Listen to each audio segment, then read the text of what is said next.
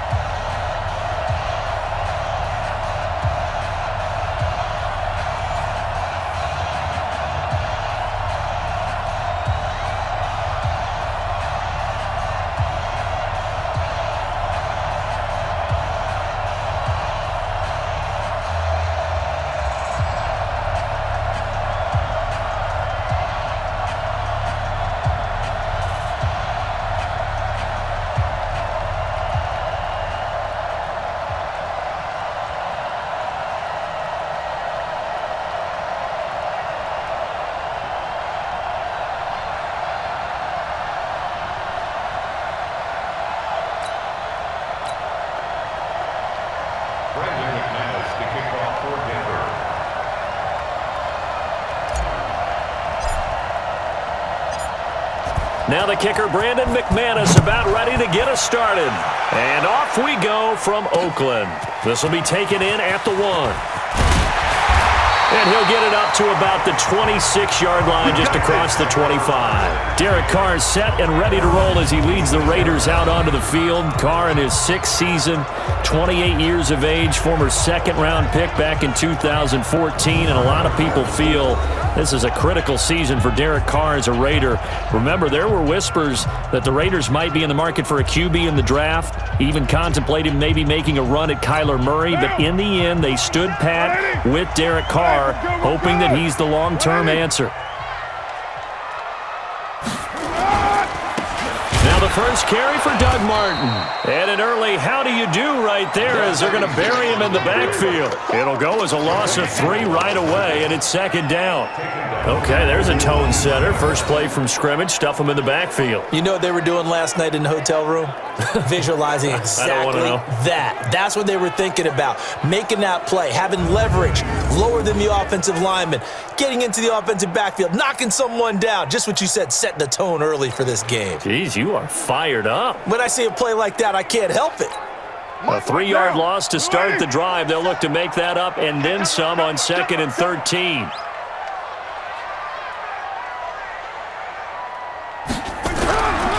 Here's Carr.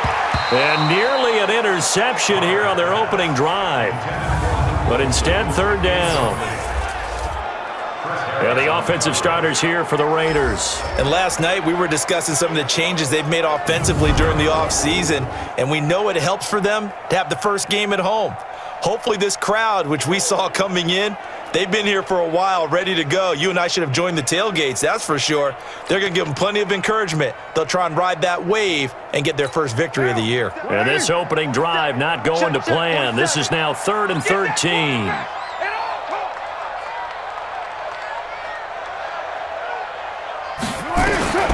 Working from the gun, it's Carr. He's got his man, it's Williams.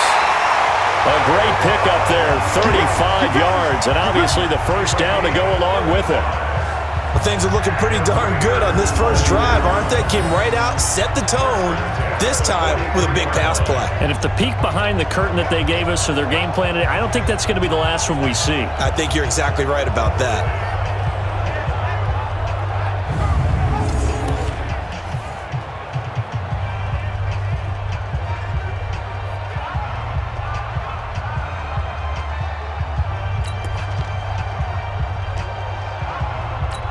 So the big play gets him across midfield now for 1st and 10.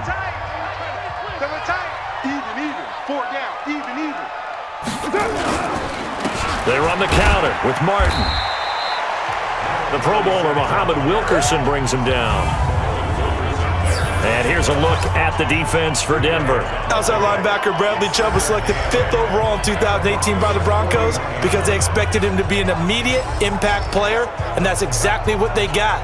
He broke the Broncos' rookie sack record, formerly held by Rulon Jones and Von Miller.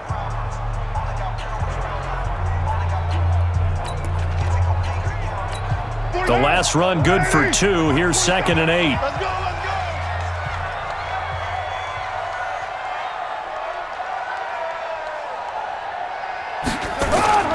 Now a play fake. Carr.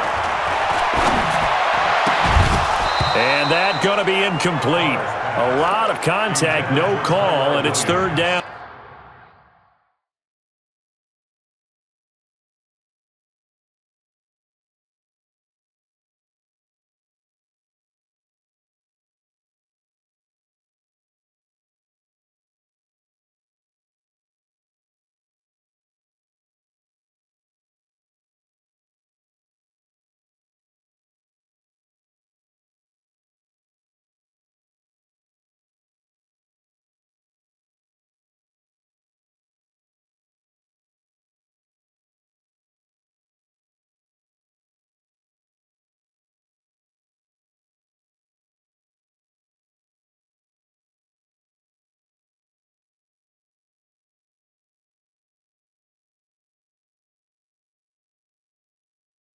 Incomplete. Chris Harris on the coverage. The line to gain is the 33 on 3rd down. Watch the screen! Watch the screen! Watch the screen! Shotgun now for Carr. It's complete to Graham. And this is going to be another 1st down as they'll make the tackle at the Broncos' 16. But he's looking sharp right from the get-go here. Tough division. They needed this kind of a start. But I think this is part of where scripting comes in. We always hear about the scripting of plays, how they're going to be called. Everyone dress rehearses their script, and right now they're following it to a T. And for that opening drive, so part of the script still to come, right, partner? Yeah, no doubt about it. We've got a ways to go with that, but you can tell that they worked on the script the entire week in practice, and it's paying off for them. Our game not even 2 minutes old, but a quick red zone opportunity. They come up 1st and 10 at the 16.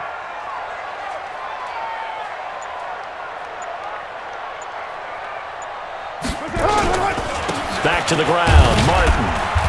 And they get to him quickly here as he stopped right around the 13. On the stop that time, it was Josie Jewell. And that's one of the reasons you like to blitz even on rundowns. It confuses the blocking assignments. It doesn't allow those offensive linemen to get up to the second level.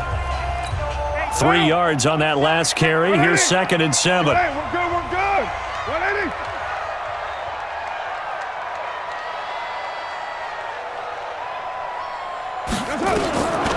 To throw his Carr. That's complete to Richard, the running back. And he's going to be brought down just shy of the 5 at the 6. 7 yards on the play, and that'll make it 3rd and 1. And we see another pitch and catch there to the running back. This position just continues to evolve.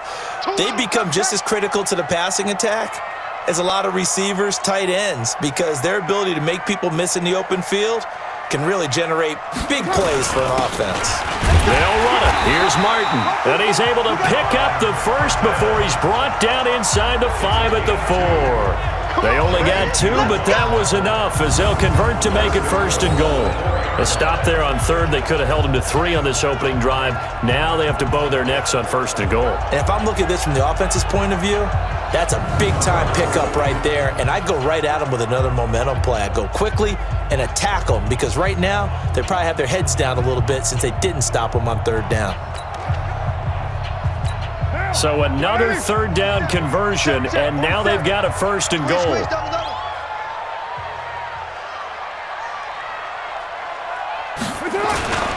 They'll run. Martin.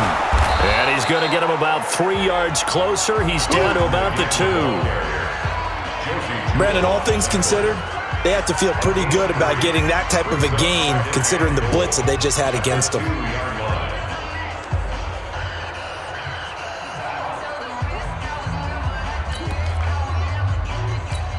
From the 2 now, 2nd and goal. Here we go. We got double tight. Double tight. Out. 5 down. Stand up in.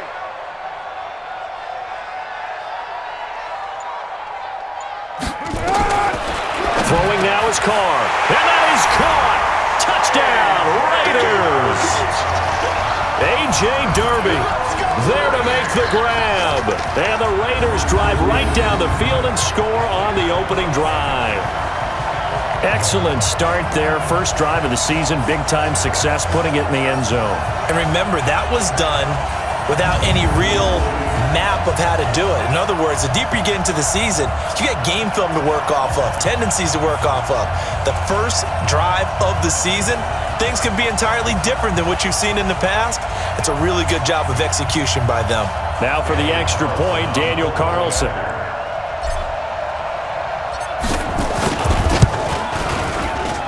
And that makes it 7-zip Oakland. A pretty long drive that time. 11 plays all told. And it ends with an Oakland touchdown.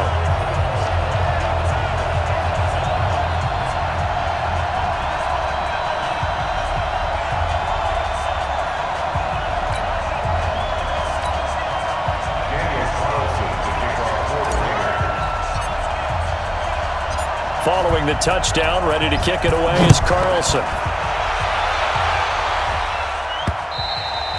And they will not get a chance to return this one as it's through the end zone for a touchback. The Broncos head out for their first drive, and at the controls in his first season in the Mile High City, a former Super Bowl champion in Joe Flacco. And in Baltimore, they drafted Lamar Jackson.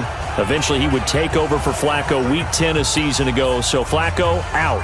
Well, the Broncos said, we still think he has some time left in his career. They bring him in for some stability at quarterback, something that they really haven't had in Denver since the departure of Peyton Manning after their victory in Super Bowl 50. Flacco going to bring up the Broncos 1st and 10 at their 25-yard line. Now the young man who was a Pro Bowler as an undrafted rookie, it's Phillip Lindsay. And from the 25, they work this to the 29, a gain of 4. And let's look quickly here at the Denver offense. Obviously a tough test for this offense right out of the gate. Road game in game 1 of the new year. Conventional wisdom says, go slow, take care of the football. I think in this case, attack early and get the home team back on their heels. 2nd and 6, just inside the 30. That's going to be a long day. Here's Flacco. And nearly an interception here on their opening drive. But instead, 3rd down. And we take a look now at the defense for the Raiders. Vontaze Burfict is a super talent and a fierce competitor. He can do it all at the linebacker position.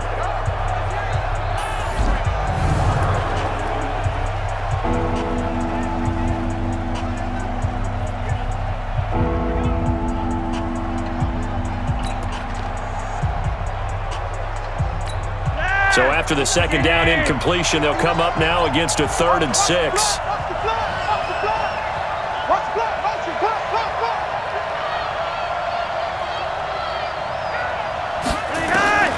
Flacco from the gun. He's going to air one out. And he bats it away, and it falls down incomplete.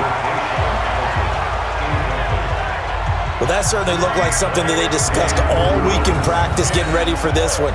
Take the big shot right out of the gate. At worst, you'll open up the defense a little bit, loosen them up, and have them back on their heels.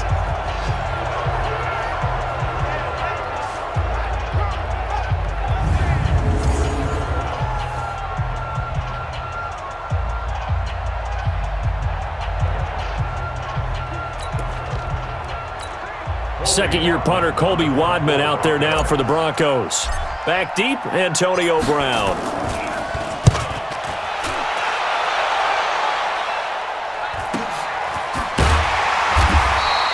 We'll call that a 47-yard punt, a return of just 3. And the Raiders will take over now, 1st and 10. The Raiders offense now, they trot back out. They'll be looking to duplicate the efforts of drive number 1 that resulted in 7 points in the 7-zip lead. Well, you know how much I enjoy horse racing, right?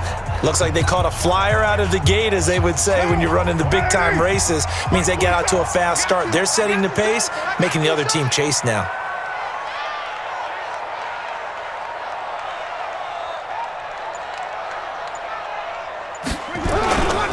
They start the drive with Martin, and he will lose yardage here back at the 23-yard line. Now it looks like we've got a Bronco that's banged up on the play. Boy, not what you want to see in quarter 1 of the new year. We'll be back.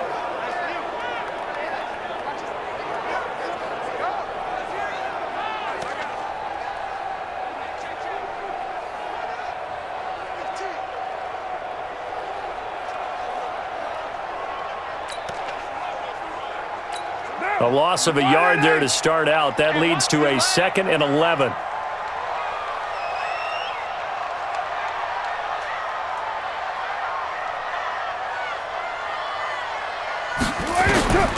From the gun, it's Carr.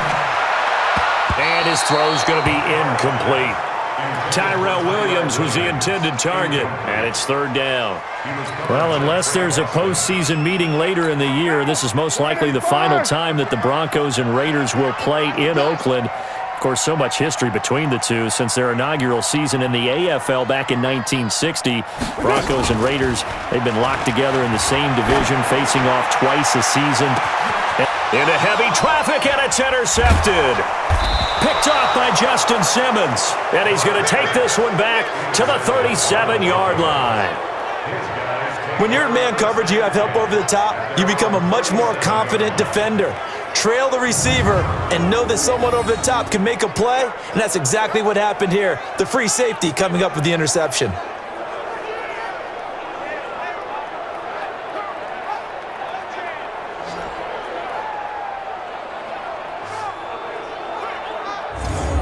And Denver getting set to take the field. And on the first drive, 3 and out. I know that these are professional athletes, but I would imagine sometimes you get the nerves at the beginning of a game still, don't you? Those don't ever go away.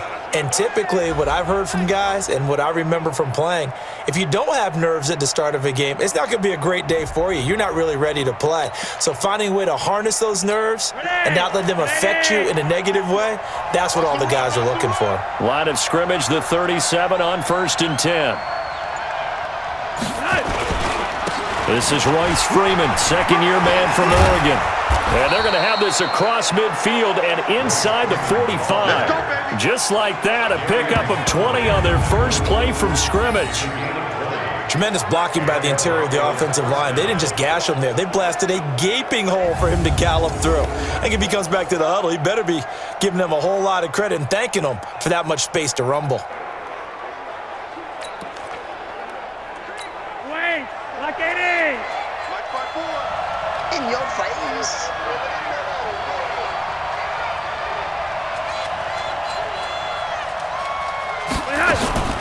On 1st and 10, it's Lindsey.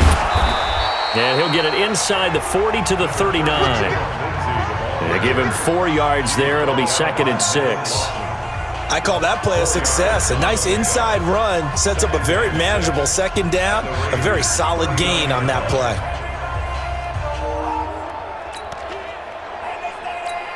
Following the pickup of 4, here's 2nd and 6. Here we go, D. Hey, it's just me and you. It's just me and you. It's just me and you. Flacco. Throwing over the middle, and it's incomplete. Cortland Sutton was the man he was looking for, and it's third down. Tremendous coverage there. Just did not catch the football. Complete the interception. But what do they say all the time? If he had really good hands, he'd be playing offense.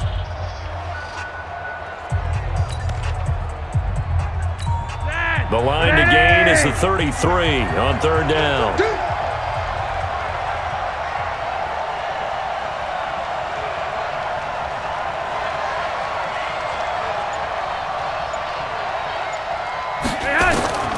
From the gun, Flacco. And that will be incomplete.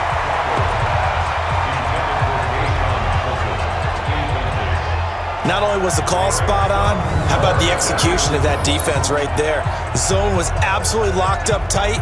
He was trying to force it in there on third down. But if there's a time to force it, he felt like he needed to make a play, right? Yeah, exactly right. Third down, you got to try and find something. There's nothing available there for him. So on now is Brandon McManus. He has hit from as far away as 57, but that was in Denver. This will be from 56 yards out. And his kick is good. He got every bit of that one as it's good from 56 yards out. These kickers now, it's like we take them for granted. Kicks like that used to be such a big deal, and now you just expect them to make it. Yeah, you're exactly right, and we shouldn't take them for granted, but I have a theory about it. You want to hear it? Yep. They are more athletic now than ever before. Talk about kickers. Trace their backgrounds, trace their histories. You'll find that they were big-time athletes all along, but their kicking was so prevalent that we made them specialists. Well, and now those 50-plus yarders seem easy for some reason. This will be taken in at the 1. And he'll make it across the 20 as his guys will set up shop at the 23-yard line. Derek Carr getting ready to go again on offense. He'll look to shake off the interception on the opening drive. He should at least be comforted that it resulted in 3, not 6. And if I were him, I would be the guy all the way out on the field greeting my defense now, saying thanks a lot. You held him to a field goal after I turned it over. That's a big defensive stand for them. He needs to go out now and make up for what he did on the first drive. Hey, you got three, three down. Here's Martin as they begin on the ground. And this will leave him a yard short. Nice pickup of 9 yards on first down. Martin re-signed with the Raiders May 1st after Isaiah Crowell went down with the Achilles injury. He's out for the year. But Martin now in his second season in Oakland, 723 yards last year. His career numbers are so interesting. 6 seasons in Tampa prior to Oakland, 2 years of 1,400 yards, but then he never topped 500 the other 4 years due to injuries and other various issues. But now he says his full focus is on 2019. They tried to throw on second down, unsuccessful. Now it's 3rd and 1.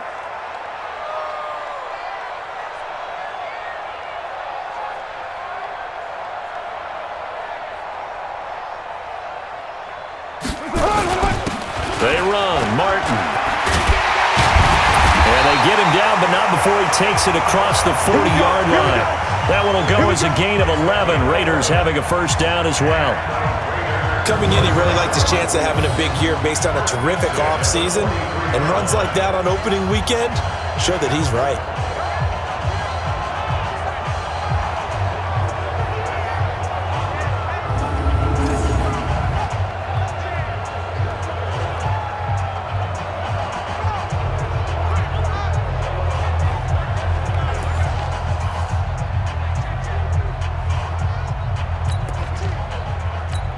Martin with the potential to really help this Raider running game as they come up here 1st and 10.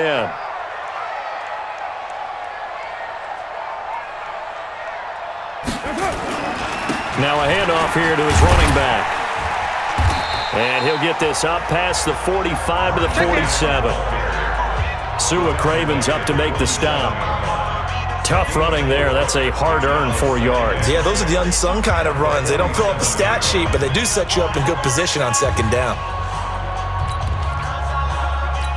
The run got 4. Now they deal with a 2nd and 6. They're going to need some therapy after this.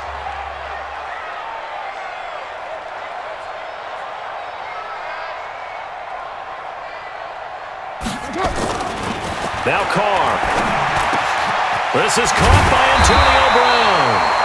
And this is going to be another first down as they'll make the tackle at the Broncos' 35. I think it all came together there. In-breaking route, drove it with excellent pace. Money throw right there to move the sticks.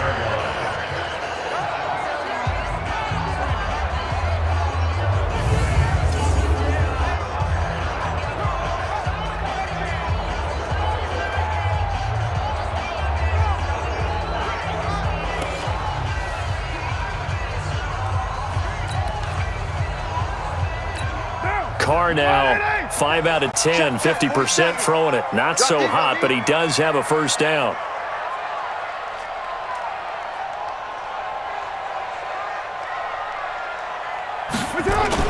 And a 10th carry here for Martin.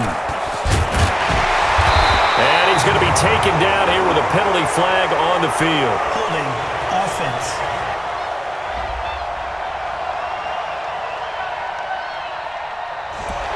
That's on the big guard, Gabe Jackson. Let's go.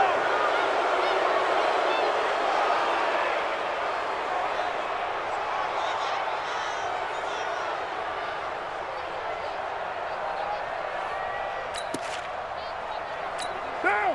185. 27. Man, I got you. Man, I got you. Following the penalty, Martin.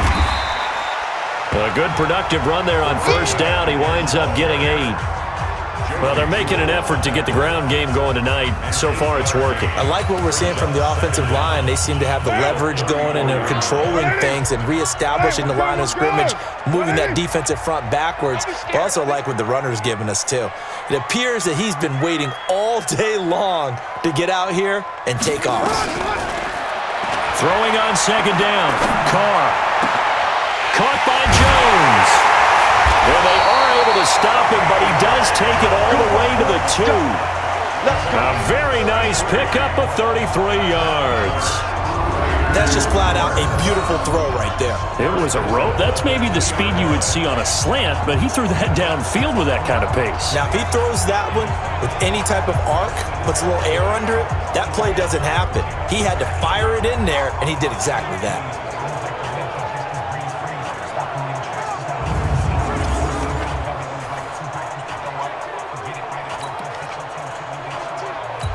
Down. 280. 51. Let's put him on the buses.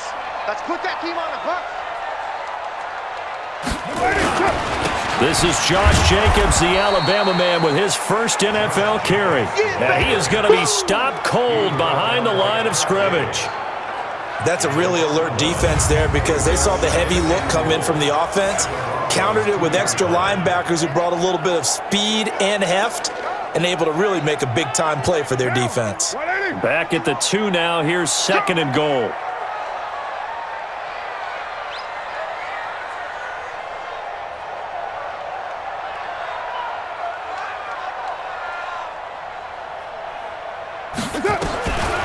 Now Carr. And they're going to get to him. A sack. Sacked back at the 9-yard line. The sack there by Bradley Chubb.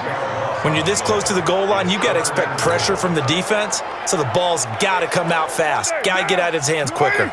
They need to reverse the trend. The last 2 plays have gone backwards. Now it's third and goal. On the draw, here's Martin. And they go the wrong way on this one. Losing yardage back at the 12. A 3-yard loss. Fourth down now. Such a long drive here. 3 points. That would be a disappointment, but I don't know if you can go for it here, can you? Well, you know, the defense was really giving them a lot all the way downfield, and now they've stiffened. Forget that bend, don't break. Now they don't even want to let them get a yard, do they? So in this spot, you remember what the coaches told us before the ball game? Any drive that ends with a kick is going to be okay with us, whether it's a punt, a field goal, or an extra point. Take the field goal right here.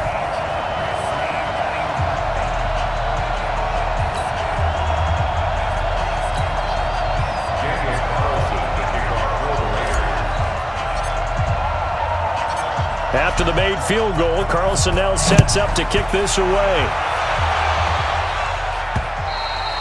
And that'll carry over the back line of the end zone for a touchback.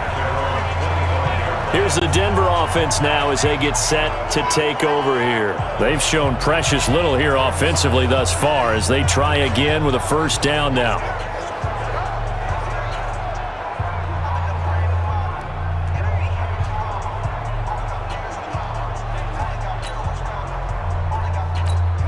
Flacco going to bring up the Broncos 1st and 10 at their own 25-yard line.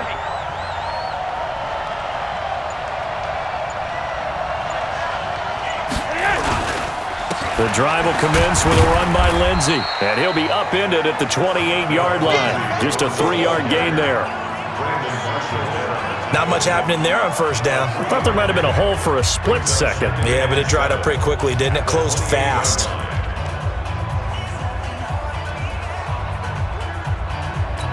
The last run got 3. Now here's 2nd and 7. You can't block me. You can't block me. You can't block me. Now Flacco. And the catch made. This is Emmanuel Sanders. That one a first down pickup of 8.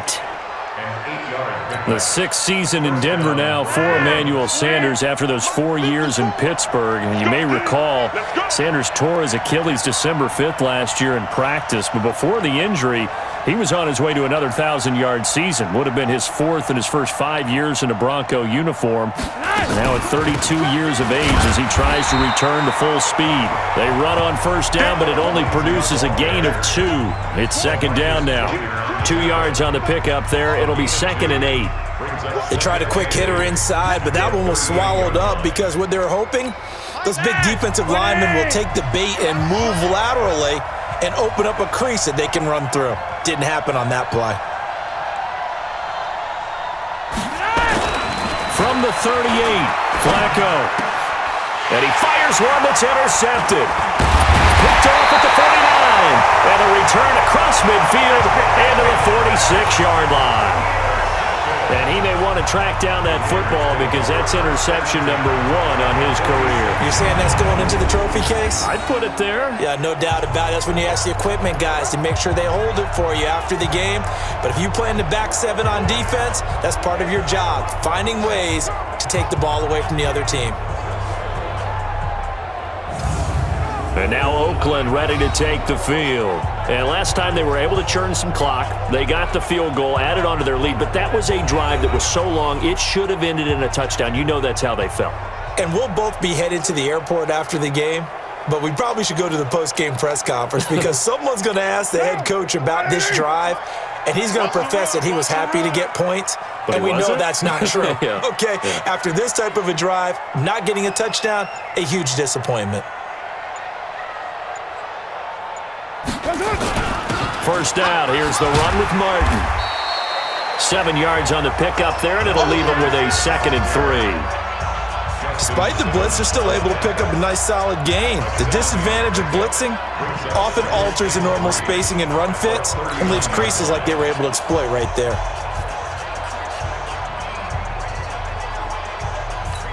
A good run, got 7 on first. Here's 2nd and 3.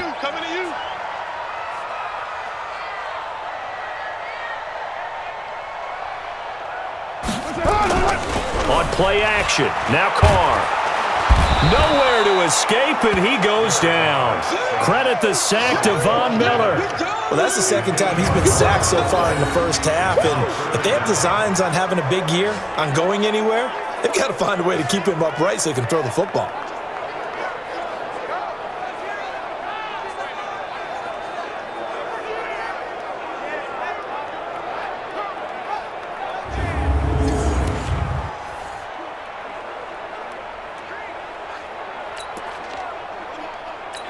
Carr and the Raiders following the sack, looking up at a 3rd and long.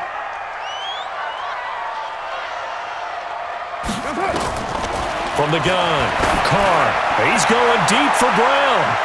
And he knocks the ball away, and it falls incomplete.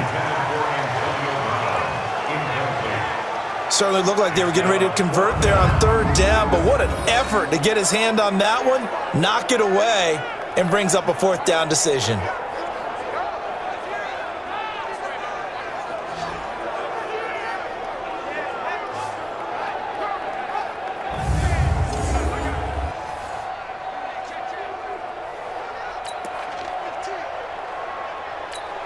So on fourth down, here's Johnny Townsend to punt it.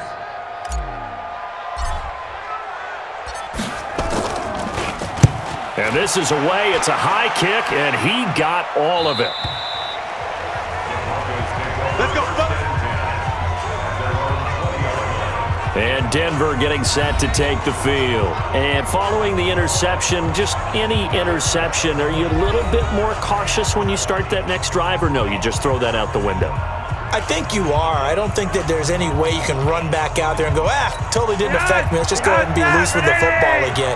You're going to take care of it, but you have to be careful about being too cautious because now you can't run any offense at all. Still want to attack. We'll see how they attack him here. They'll start on the ground with Lindsey. Gets this to the 24 for a gain of 4. And as a first-rounder, a lot of eyes on him, a lot of expectations. And he has to play well in his rookie year. Those days of coddling guys and bringing them along slowly, those days are long gone. When you're drafted in the first round, they expect you to play right away. And the community's eyes and fan base, they'll be on you the entire way. They added a lot of talent to a roster that really needed an infusion of youth. They got a very good infusion of youth. And they didn't really reach to get anyone as well. They stuck to their draft philosophy, got the best players they could at the time they were drafting, and inserted them into their lineup.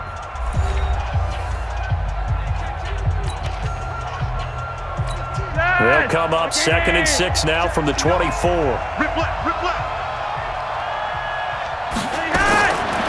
Flacco. And that's complete to Sanders. 18 big yards on that one, and a Denver first. Right after the turnover, they come out throwing. And that means it's a sudden change situation. We used to practice it on defense. Sudden change, get out there, stop the offense. But you typically run out there a little bit unsettled. I think that's why he came right out throwing the football, hoping to catch him off balance. And he did. One play has him up past the 40 already, and another 1st and 10.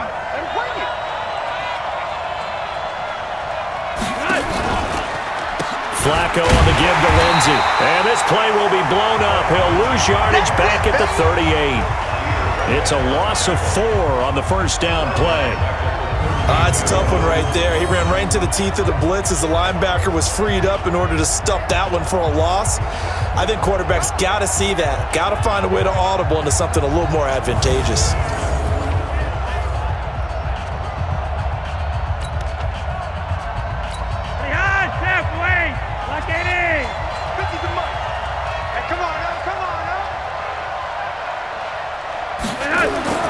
Throwing on 2nd and 14. Flacco. And to the tight end here, Safarian Jenkins. They get 11 back on that one. It leads to 3rd down. And after that completion, you can understand why so many teams in the league are emphasizing speed on defense at every position. The tight ends have created so many tough matchups now. If you can't run with the tight end as a linebacker, this is going to be the result every time. And he won't be close to a first down as he runs into a wall right around the line of scrimmage. I apologize in advance, partner, but the beefeaters on the interior of this D-line, you just know they were licking their chops on 3rd and short. And yes, they were rewarded with a tasty dish, stuffing that one short of a first down. Well, we got beefeaters licking their chops and tasty dish in one fell swoop. I did apologize in advance, didn't I? Yeah, you did. That line's not eating tofu, I'll tell you that much for free.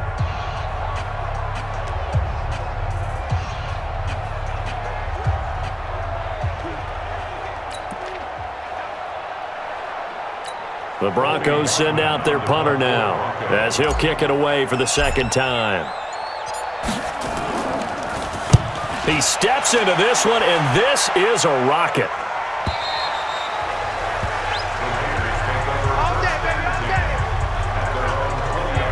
Doug Martin now gearing up to go again here on offense. He's been effective so far over the 40-yard mark here in the 2nd quarter. Don't forget about those guys up front, though. They've been effective, too.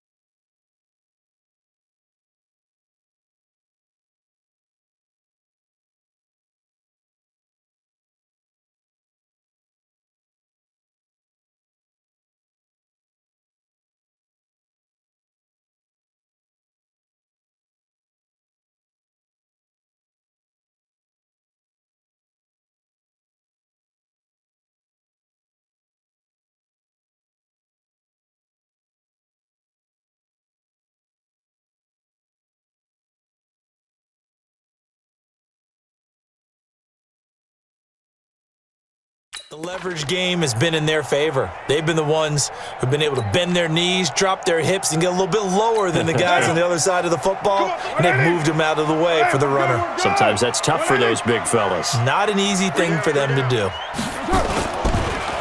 Draw play. This is...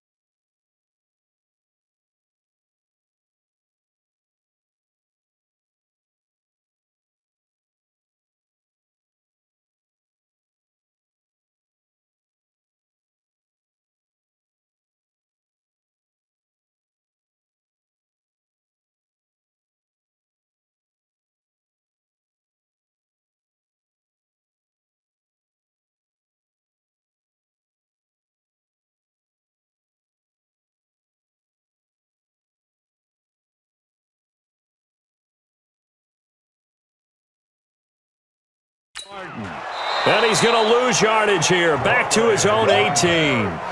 It's a loss of 2 there, bringing up second down. He came out ready to play. That's 3 tackles for a loss, Charles. We're only in the second quarter. And that's problematic for the guys trying to run offense because that means he's got a pretty good idea of what they're doing and is actually beating them to the point of attack and making those plays. You might have to think about some misdirection or something to try and get him away from the ball.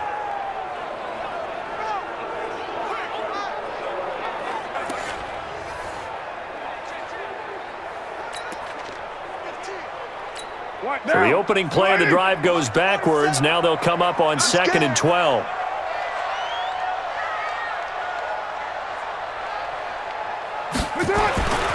Carr going to throw. Over the middle, and it's incomplete. Antonio Brown, the intended receiver. And that'll make it 3rd down. When you see passes knocked down by those guys I call the frustrated fullbacks, the linebackers, you know that in their zone coverage, they were able to drop, see the ball thrown, and react to it very quickly. Throwing his Carr on 3rd down. And that is incomplete. Your trip is here, baby. Your trip is here. It's always a goal, and it's really nice defensively when you can rally to the football and make sure there's enough contact to force an incompletion. Force an incompletion and force another punt. Here now, Johnny Townsend standing right on his own 5-yard line. First kick, 47. This one looks good as well. Taken from just outside the 30. The good kick, 48 yards, 4 on the return. And the Broncos take over, 1st down and 10. Out there to start their next drive, Phillip Lindsay and the Broncos. He's just been looking for some space. Yeah, I'm not going to pin it on him or the offensive line, but they need to get this run game going better. Sometimes you just have to credit the defense. They came in with a plan themselves. So I think now you try and mix things up a little bit. Get the ball in the hands of some other people, find some other playmakers, but always let the defense believe that he's still a threat. I was going to say, don't forget about him. No, don't take him totally out of the game. Now the Broncos are going to call the first of their timeouts. They'll have 2 remaining as we step aside here in this second quarter.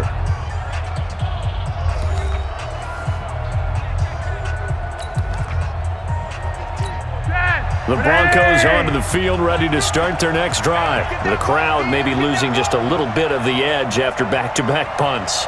They want some big plays. They want to see some offense. They want to see somebody break away, whether it's through the air or on the ground. Now it'll be interesting to see where the patience is on both sides. Each head coach, can you hang in there and not try and force something that could put your team in some jeopardy? Perfectly designed blitz right there. They took that one from the grease board to the field because they were able to free up their linebacker to get into the backfield and spill the play.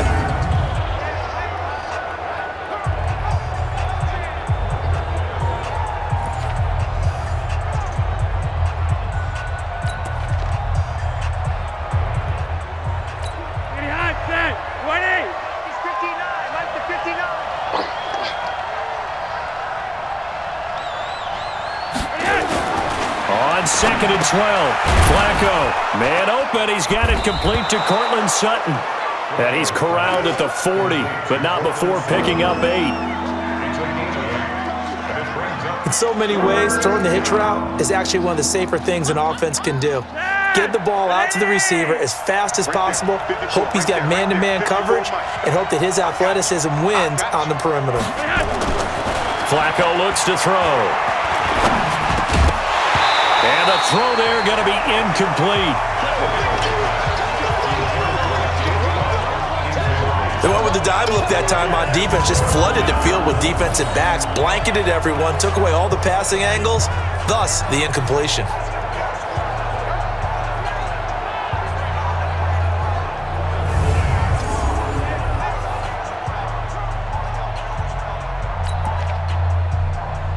The Broncos send out their punter now as he'll come on to kick this one away.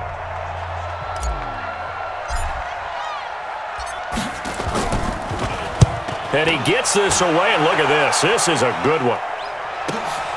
Now this is fielded in the end zone, so a change of possession here on the punt. And the Raiders will get it at their 20-yard line.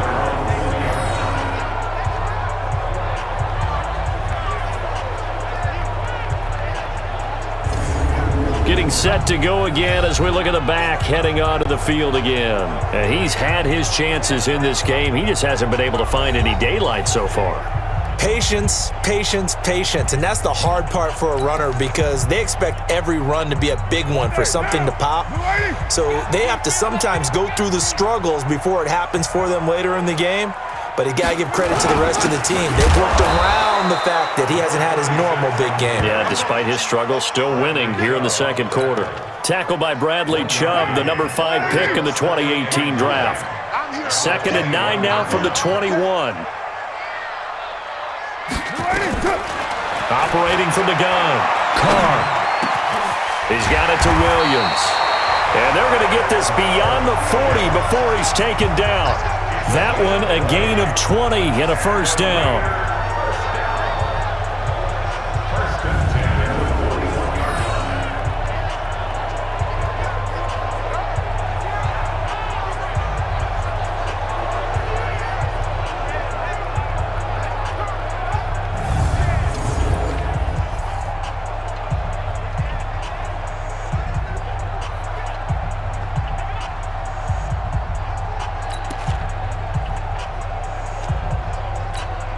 Carr now just 7 of 15 so far, but he's got a 1st and 10.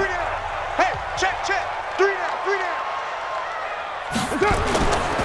On 1st down, it's Martin. And he is met in his tracks behind the line of scrimmage. A loss of 2 there, 2nd down. I saw Von Miller in college at Texas A&M, and all I kept hearing about was his speed off the edge to the quarterback.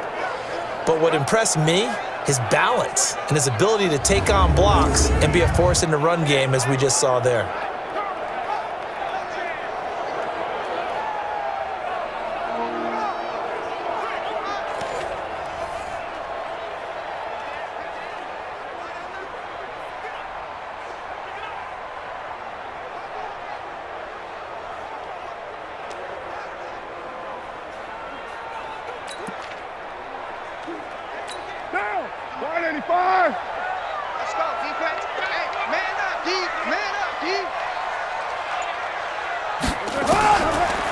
2nd and 12. Carr. And this will be incomplete. When I watched that play, I thought about what my coaches had told me in the past. The biggest teaching point, get your head around. Locate the football so you can make a play on it while it's in the air. That's exactly what he did there. That was nice.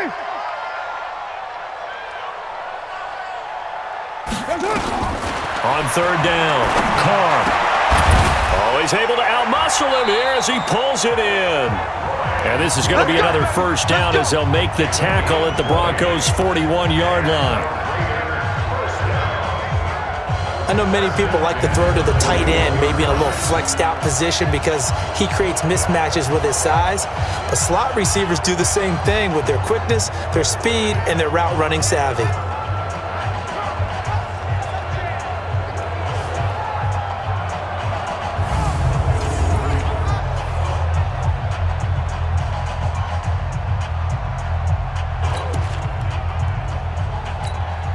So a 1st and 10 now in Denver territory at the 41. They run with Martin. He's been busy tonight. Absolutely nobody fooled there. He's going nowhere fast as he's stopped behind the line of scrimmage. He has elite instincts from his linebacker spot. He's able to diagnose the run and flies in like a missile to stop that one behind the line of scrimmage.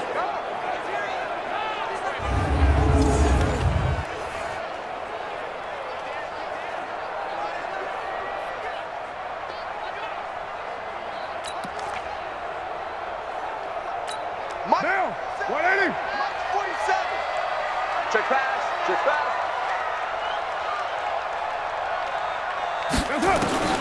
Throwing on 2nd and 14. Carr. That's complete to Williams out of the backfield. A good pickup there. 13 yards as they get closer for 3rd down.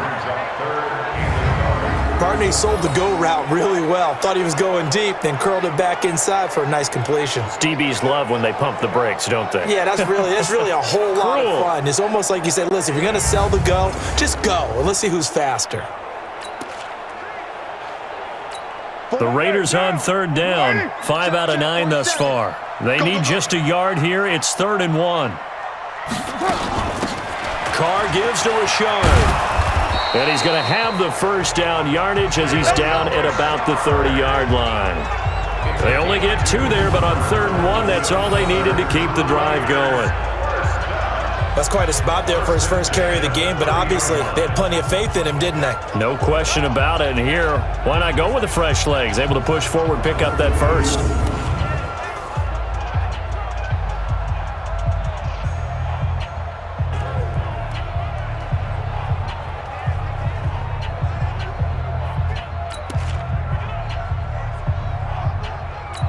So 1st and 10 now from the 30. You got 3 down.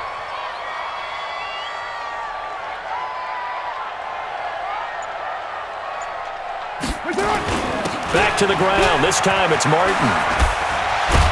And inside the 20 before he's brought down. Give him 12 yards that time and an Oakland 1st down. Something to watch here in week 1 of the season, tackling. Because you and I both know that in the preseason, a lot of these guys don't play a whole lot. Plus the intensity and the speed really ratchets up on opening week.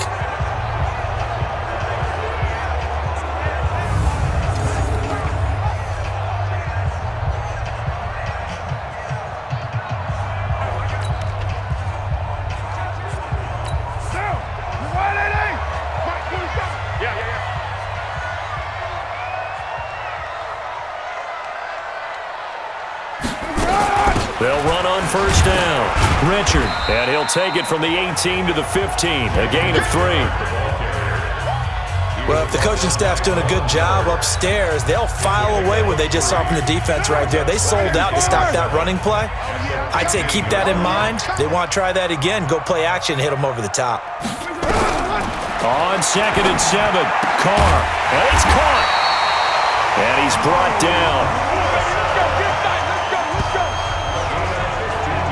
One of the advantages of zone defense, as I remember it, is being able to see the play develop in front of you. One of the disadvantages, when they find those levels where they can hit you with it. Sometimes behind the corner and in front of the safety, it makes it tough to defend.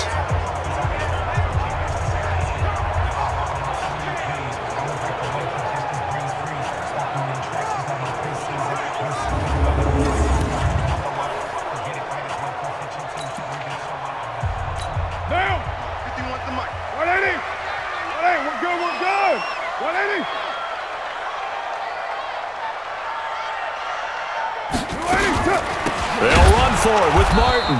And this one will wind up with him losing yardage back to the 4-yard line.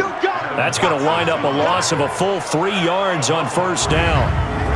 Well, it's been the air game that's taken them down on this drive before they finally turned around and handed it off on the last play. And now they're looking for the big boys to get him in the end zone. Couldn't do it there. It'll be interesting to see. Offensive lines had to pass block a lot on this drive. Will they be able to revert and fire out and create some space in the run game?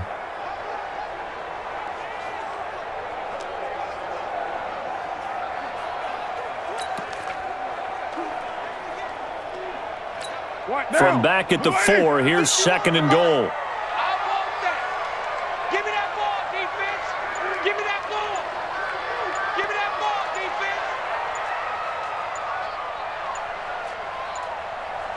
defense. Snap comes at 1, and it's Carr. Under pressure, down he goes. Sacked at the 10. Bradley Chubb doing what he does best, getting that sack. 2nd goal, last thing you need to do is get pushed backwards to take a sack. But he couldn't find anywhere to go with the football, had to eat it, and ended up on the ground.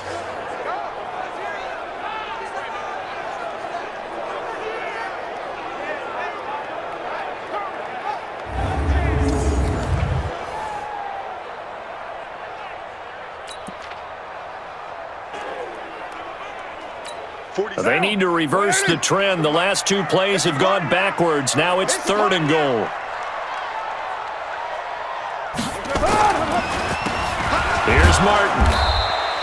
Call it no gain on the play, so no help there. And now 4th and goal. This situation in the 4th quarter, you go for it. But here, take the points. If you go for it here and don't get it, you and I are missing our plane, and we're going to the post-game press conference to hear him justify it. Because the next thing we'll see is the owner walking in announcing a firing. There is no way he goes for it here.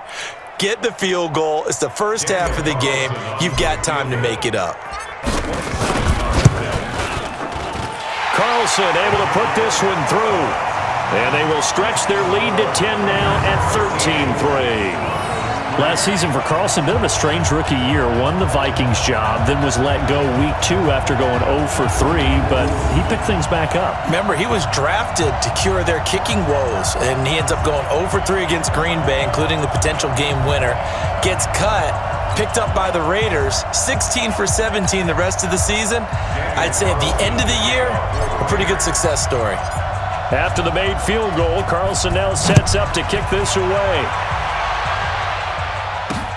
This fielded at the 2. And he'll be brought down at the 23, make it the 24-yard line. Set to start another drive, Joe Flacco and the Broncos. He's got to dig deep here, doesn't he? Team's losing. He's not playing well either. And they always tell you, don't press. You'll make things a little bit worse. But in this particular situation, you try and heighten your play a little bit. So far, he's thrown 1 interception. He wants to balance that off with at least 1 touchdown pass in order to get his team back moving forward. Flacco going to bring up the Broncos 1st and 10 at their own 24. Now it's Lindsey. It was Maurice Hurst who got him down. They tried a quick hitter inside, but that one was swallowed up because what they're hoping, those big defensive linemen will take the bait and move laterally and open up a crease that they can run through. Didn't happen on that play. Bootleg, Flacco. He completes this to Sutton. And able to get this one across the 45 before he's brought down. 19 yards to pick up there. Move the chains. Partner, this is one of the best routes anyone can have in their offensive playbook. Tough to defend because you think it's a go route, and then he breaks it back on the comeback. There's one other thing you need as well. A well-thrown ball. Exactly right. You have a guy who has some precision in throwing the football because of the timing of the route. Behind set, Wade! Behind set, ready! Hey, we got 3 down, 3 down. On first down, Lindsey. And taking it across midfield and just shy of the 40. That one good for 13 and a Denver first down. Yeah, they really needed to get something going, didn't they? They had punted on the last 2 possessions. The running game starting to come to the front for them, providing a nice pickup there to keep this drive going.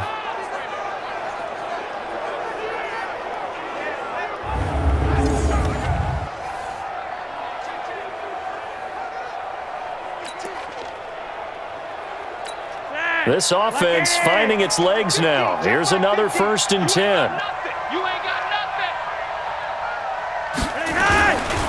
On 1st down, right back to Lindsey. They'll fight forward for a couple down inside the 40. Well, we saw him there trying to get it to the outside, trying to get to the perimeter, but not a whole lot of room there. But there's got to be one positive to that. If you keep moving laterally, creases tend to develop as the game moves on, and they can run it back inside later.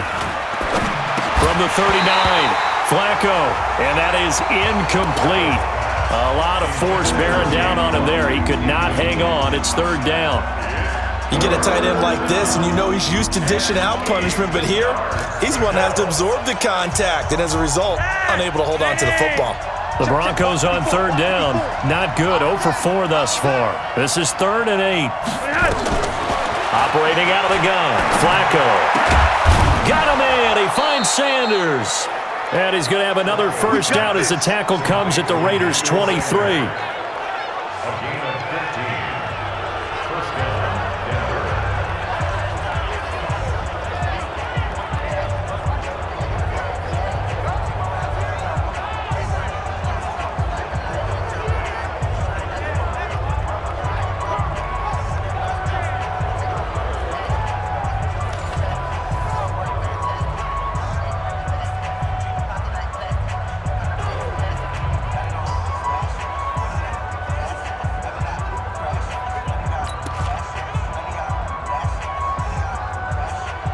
And we remind you that coming up at halftime, we'll hand things off to the coach, Jonathan Coachman in Orlando. He'll have a look back at a very intriguing opening weekend in the NFL. And if there was a lane there, it closed up quickly as he stopped for no gain. 2nd down. The Raiders going to use one of their timeouts. It's just their first, so they'll have 2 remaining here before we get to halftime.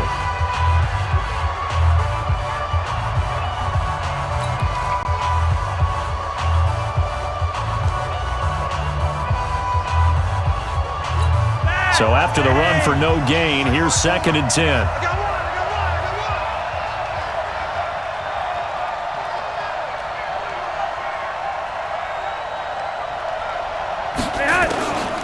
Here's Flacco. And that'll be incomplete. Took a pretty good shot as he tried to pull that one in. Couldn't hang on. 3rd down. Here comes the 8th play of the drive, and they need a full 10 yards on 3rd down.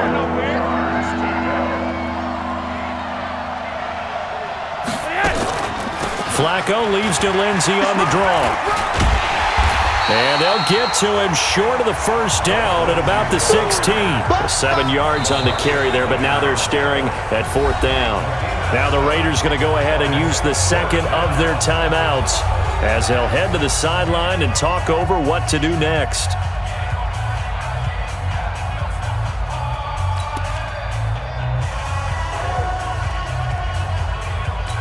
And for the 2nd time tonight, this field goal unit comes out here. From the right hash, this from 33. And McManus able to put it through. And they will cut the lead back down to a touchdown now at 13-6. No problems in the field goal department so far. He's 2 for 2. Pretty reliable here in this game, isn't he? And to me, that bodes well for them. If they need him late in the game, his confidence should be sky high.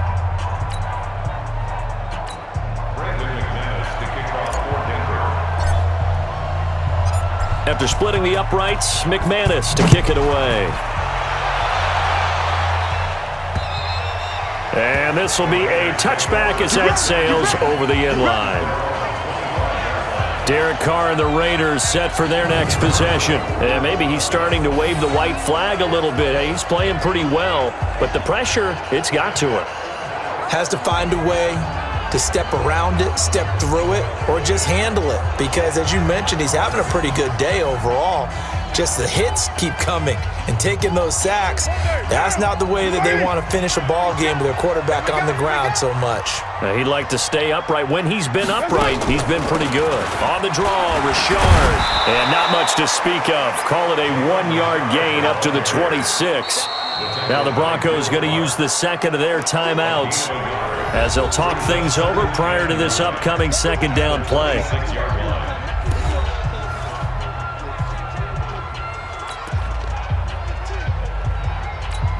The last play got just a yard. Here's 2nd and 9 from the 26.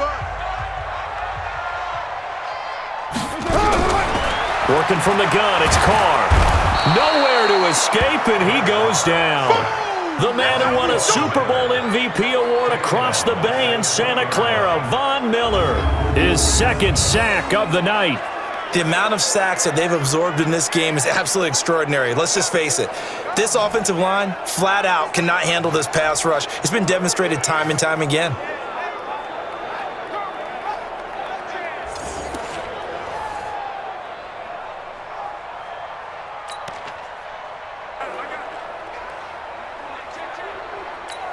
Carr and the Raiders following the sack, looking up at a 3rd and long. Exit. Carry number 20 here for Martin. It'll be a gain of 4, but it won't be enough. It leaves him with a 4th down now. We often talk of situational football. Let's just call it team football. The defense did their job, got off the field, brought the punting situation, so they're turning the ball back over to their offense. You think those guys will get along very well right now? Of course they will. Defense helped the offense. Now it's their turn to take it downfield.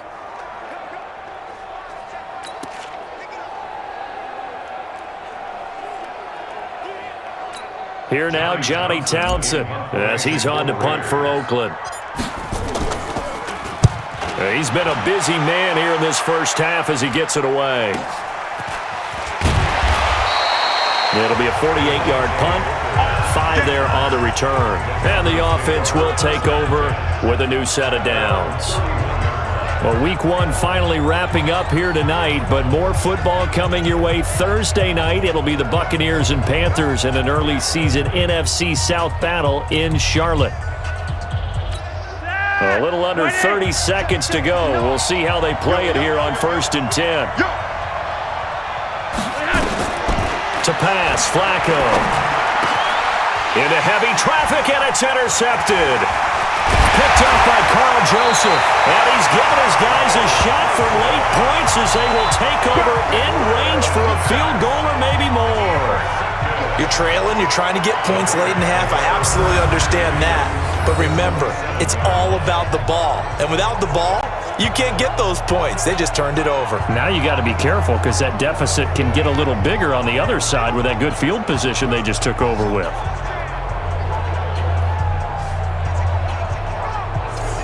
Derek Carr getting set and ready to go again on offense here. He's got the lead here in the second quarter. He's thrown the touchdown, but also an interception. As a quarterback, does that interception, even though you're playing while your team's got the lead, does that always stick in the back of your mind a little bit? For the best ones, it just upsets them that they did that because they don't think there should be any blemishes on their record. They think that they're way better than that. So your confidence gets tested a little bit.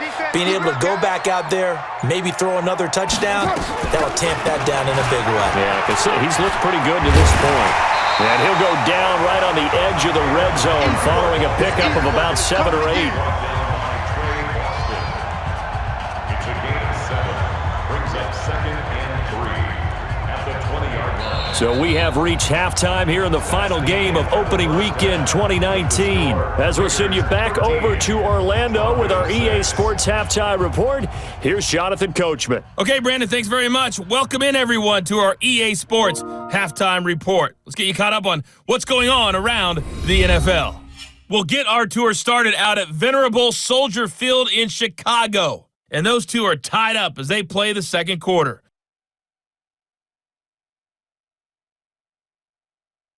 From there, we're off to check out another game. And you can see they are scoreless as they play the second quarter.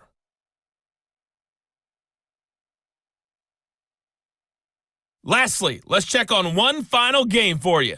And you can see they are scoreless as they play the second quarter.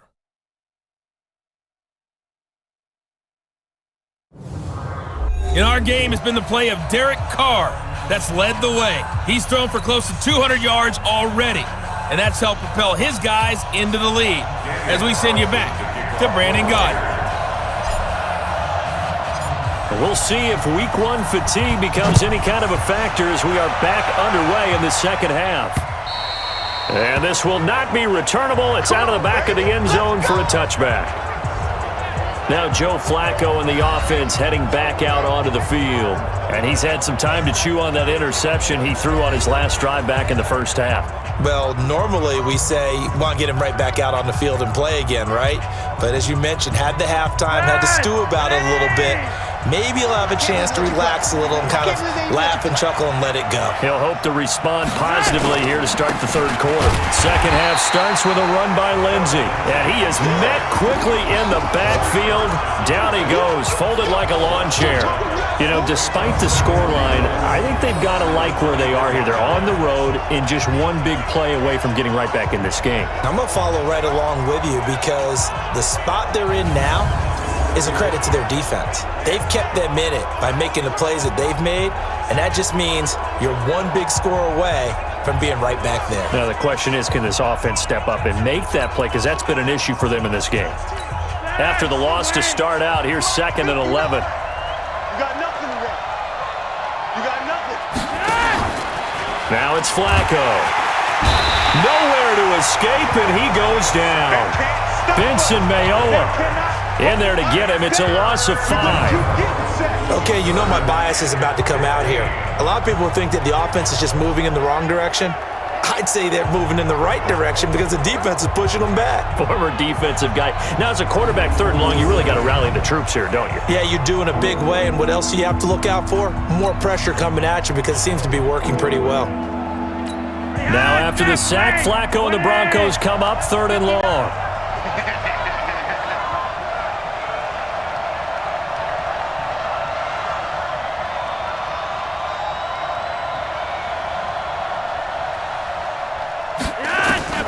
Third and long for Joe Flacco. And Sanders has got it complete. And he's going to be brought down short of the first at about the 31-yard line. It'll be a gain of 12, but it will also lead to 4th down. And another thing that makes a comeback route really effective is that oftentimes after you've made the initial move, receivers breaking away from the defensive back, and that makes it a really tough play to defend. And a nice chunk of yardage picked up there.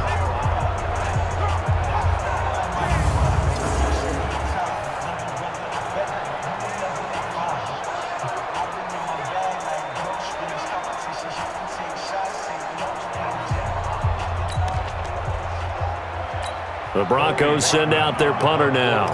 He's been terrific so far.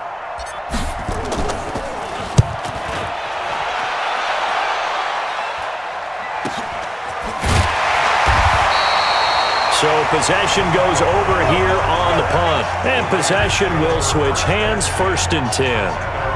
So here comes the Raiders offense getting ready for their first possession of the second half. They were able to get the ball back here, didn't surrender any points. Now they'll look to add to that lead. Now, how about the boost the defense gave them? Going right out on the field, shutting them down, not giving up any points, and turning the ball back over. They want to do their part now and show them a little respect and some gratitude by scoring some points. And to get a little more cushion. Carr and the Raiders come up 1st and 10 at their own 22.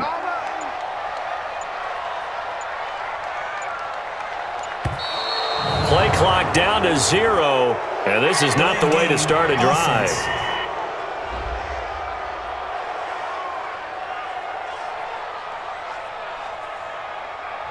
And that'll set them back 5. Let's go, let's go. Still 1st down. So a little bit of a stiffer challenge now. 1st and 15 following the delay of game. Now Martin. And he'll lose yardage here, back to the 15. Now that sends him 2 yards in the wrong direction and leads to 2nd down. And plays like that are exactly what this defense needs here early in the second half to give it a little spark. I think their halftime adjustments, what they talked about, maybe it was just a little inspirational speech. Who knows? But looks like they're ready to go.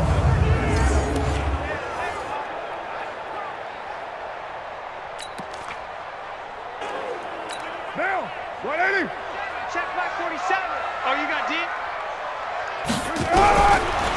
on 2nd and long. Carr, and he's taken down. Back at his own 7. Von Miller in there for the sack, and it's an important one from a personal standpoint, as that is sack number 100 in what has certainly been a terrific career to this point.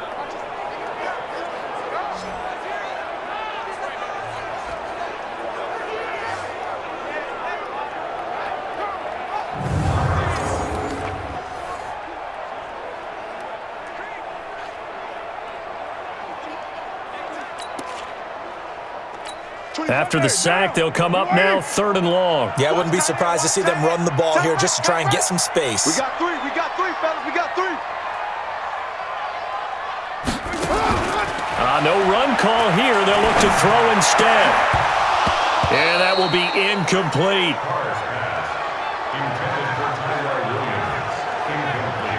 Well, shame on them, Coach Davis. They went against your advice. They threw the football, and now they're backed up to punt this away. They're actually fortunate. They went against my advice, but they didn't turn it over, right? No takeaway for the defense.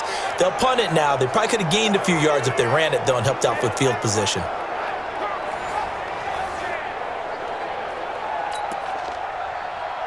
Here now, Johnny Townsend, as the drive goes backwards, so he's on to punt it away. He's averaging just under 50 yards a punt as he gets this away. This is fielded at the 27. Officially, that'll be a 63-yard punt. Well done. And that will come the offense as they take over.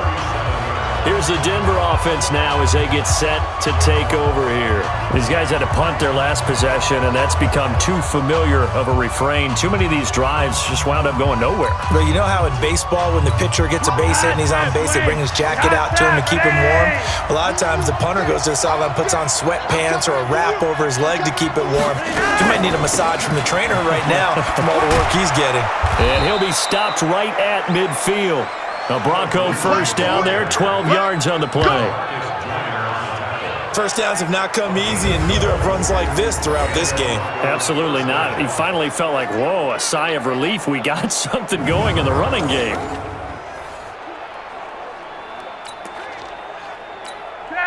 Like 80. That's trash.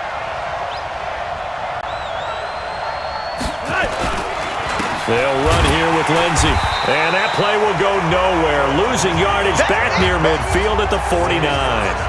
That's going to go as a loss of 1 on first down. Well, partner, I guess sometimes it's just a matter of philosophy. Some say run until they absolutely stop you, and others say, well, when you think they're about to stop you, fool them a little bit. I guess they should have tried to fool them on that play.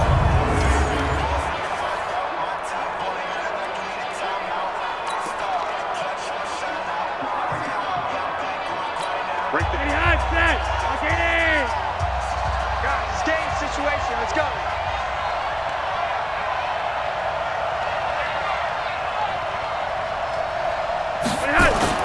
Here's Flacco off the play fake to Lindsey. Safarian Jenkins has it. And he gets this inside the 35-yard line. Solid gain of 18 yards and a Denver first down. There are so many things to watch for when you play defense. And reading your keys, you always hear about that, and having your eyes in the right place. Sometimes your eyes can fool you. How about that play action there? And it sprang the big guy, didn't it? Able to dump it over the top to him.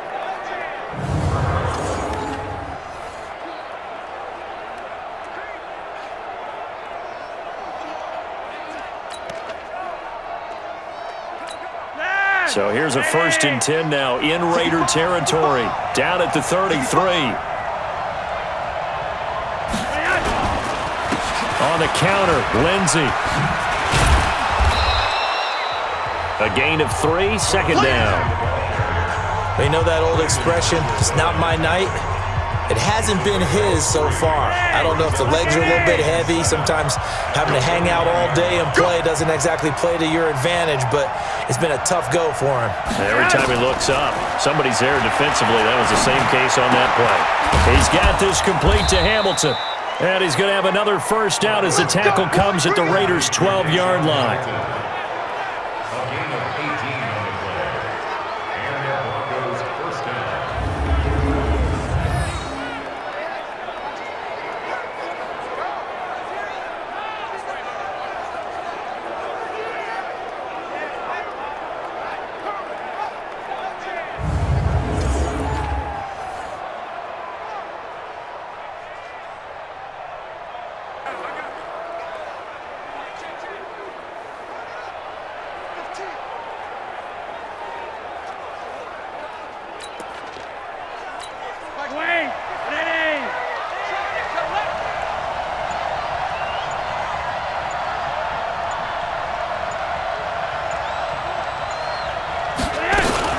They'll run on first down. It's Lindsey, and he is going to be stopped cold behind the line of scrimmage. That's going to go as a loss of 2, and it'll be second down. I know the scouting report on him is that he doesn't possess the eye discipline to be an elite linebacker. And what that means is his ability to read, react, and make a play. But on that one, he looked like one of those guys.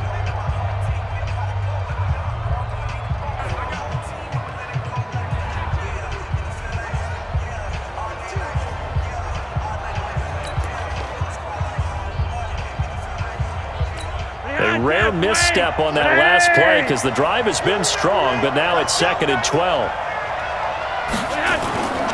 Flacco. And caught by Sanders. Touchdown Broncos. Emmanuel Sanders there to make the grab as they are an extra point away now from tying this football game. Well, they had their chances in the first half, you remember, but had to settle for 2 field goals. This time they come away with 6. I think they actually got affirmation about what they were doing by getting a touchdown because the field goals means they got in range but couldn't quite finish it off. This time, they broke through, and that's great for the old confidence. And on the sideline, difference of a feeling between 3 and 6, is it astronomical or no? It can be at times, that's for sure. A lot of times the field goal feels like a disappointment. The touchdown, well, that tells you you're getting it done. Extra point from McManus is good, and that will tie things up at 13.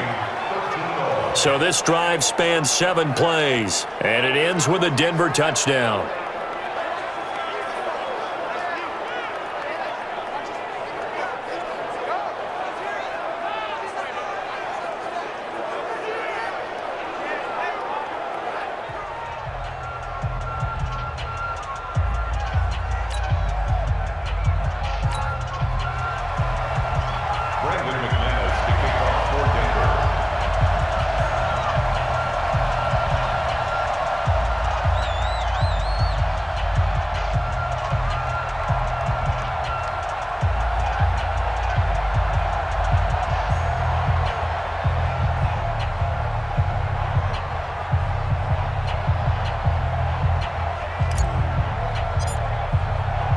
All square now at 13 all as he sends this one away.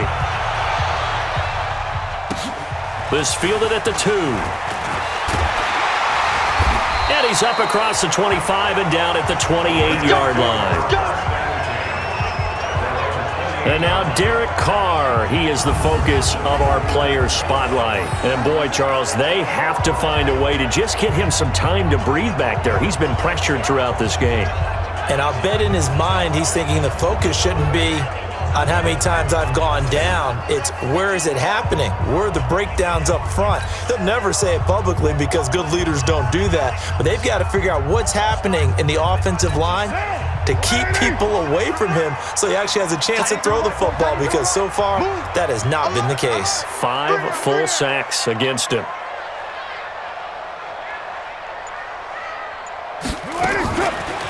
On first down, Richard, and they see right through that defensively as he'll be hit and taken down to the backfield. This will be a 2-yard loss on the play, and that'll make it 2nd and 12. Muhammad Wilkerson elevated a Temple program that was looking for players like him, and he's carried that on into the NFL. What a terrific play there. Yeah, a nice tackle for loss for the former Temple Owl, as you said, and the 30th pick in the 2011 draft.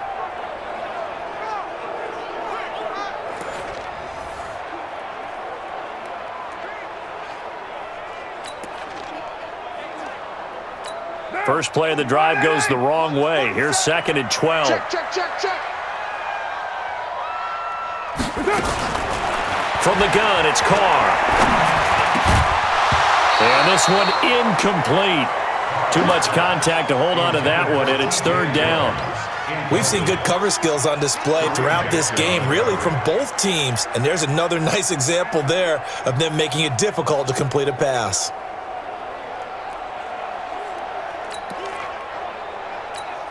An incomplete pass on that last play, and that means they'll need to come up with something here on 3rd down. Shotgun now for Carr. He's airing it out for Williams. Well, this is taken in. It's complete. They give him a gain of 38. Let's go.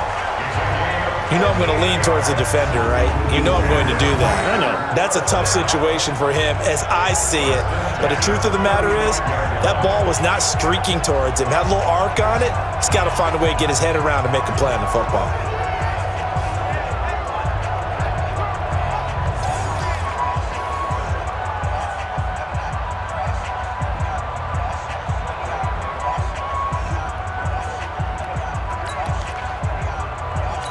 So that changes things a bit. Here's a 1st and 10 all the way down at the 35. Watch the slant. Watch the slant. Martin. And this will be a gain of 5 as he gets it to the 30. I call that play a success. A nice inside run sets up a very manageable 2nd down. A very solid gain on that play. After the pickup of 5, here's 2nd and 5.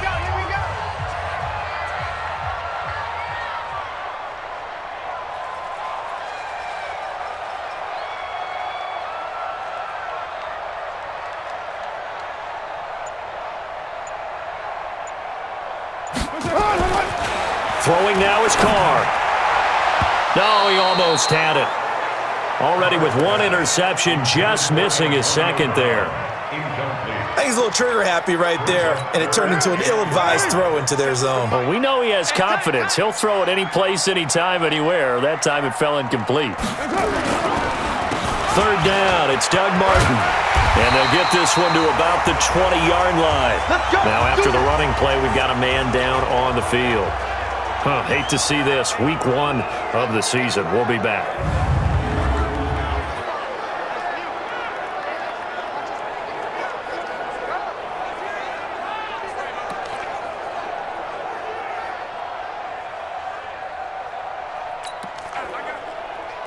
Monday, down. Blue 80. Watch the run. Watch the run. Watch the run.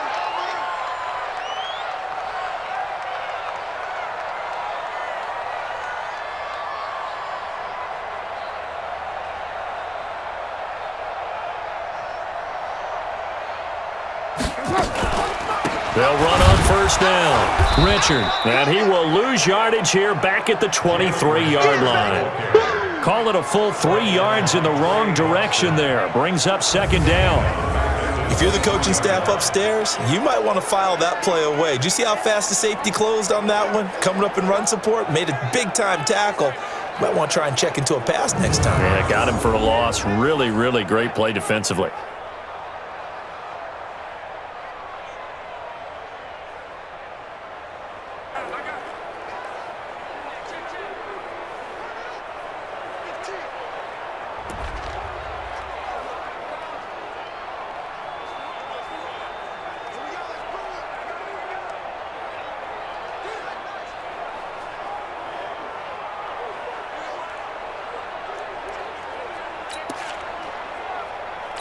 That loss of 3, a rare stumble on a promising drive.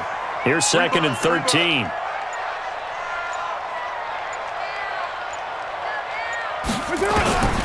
From the gun, Carr. And oh my goodness, what a catch at the 6. They've got another 1st down. The Raider passing game clicking on all cylinders right now. One of the selling points of the corner route is usually the receiver is able to move away from the defender. But in this case, he didn't get that far away.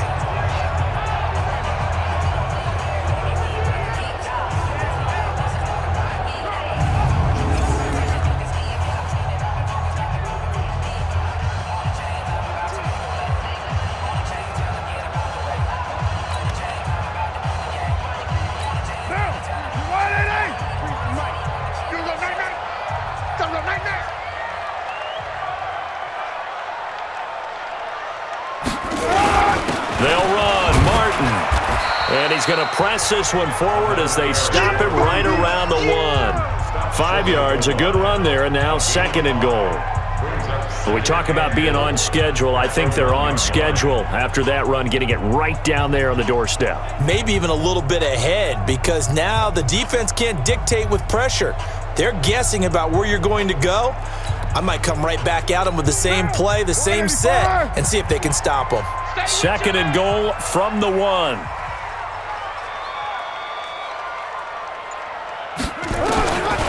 Now Carr, and he's going to be swallowed up and taken down. Sacked back at the 5-yard line.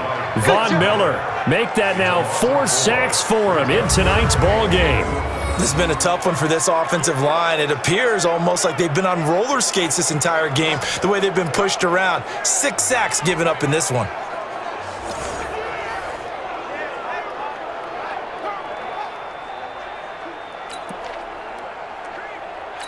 This has been a long drive. You got to figure a field goal would be a letdown. Can they convert now on 3rd and goal?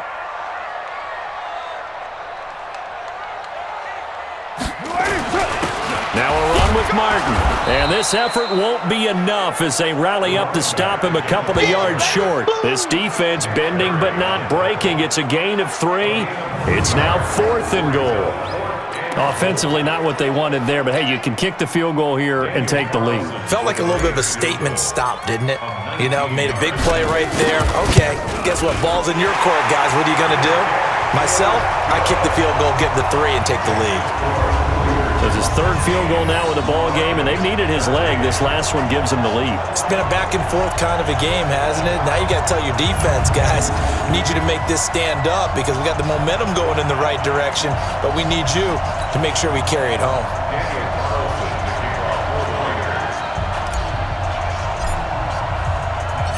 After the made field goal, Carlson now sets up to kick this away. And they will not get a chance to return this one as it's through the end zone for a touchback. And Denver getting set to take the field. And they're hoping to redo their efforts in the last drive when they got into the end zone. And just think of what it's like now on the sideline, because when you score a touchdown, you have to go over and look at the tablet and see what you did on the last drive. When you scored points, it's a whole lot better view than when you're trying to figure out how to fix things there. Flacco going to bring up the Broncos 1st and 10 at their 25-yard line.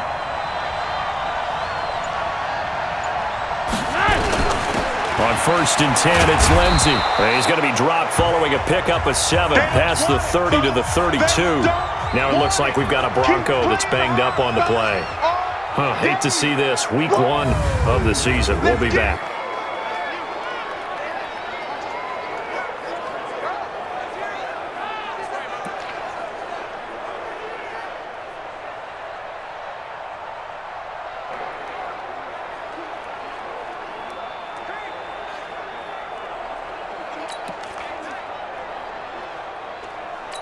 So they'll come up after the gain of 7 on a 2nd and 3.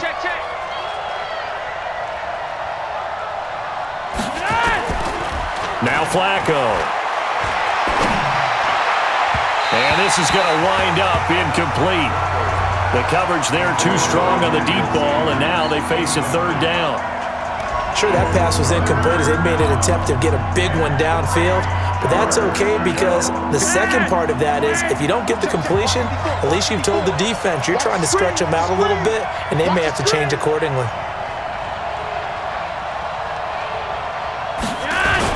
On 3rd down, it's Freeman, and he's going to have the 1st down at about the 38. They get 6 on the pickup there as the drive will continue.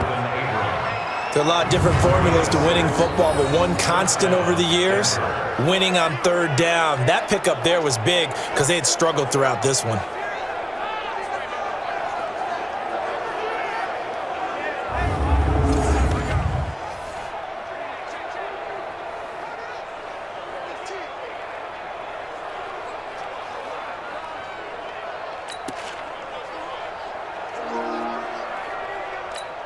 So here's a 1st and 10 at the 38. Get ready, get ready, get ready.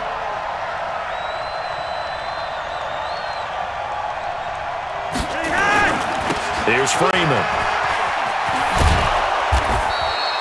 10 yards on the pickup there, and it'll be 2nd down.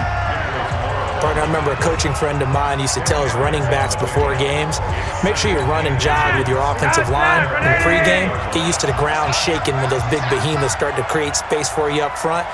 He did a pretty good job of just following those guys through there for a nice explosive run. Now he's going to swing this one out to his running back. And taking it across midfield and inside the 45. A 10-yard pickup, and it's enough for a Broncos first down. First down, Broncos.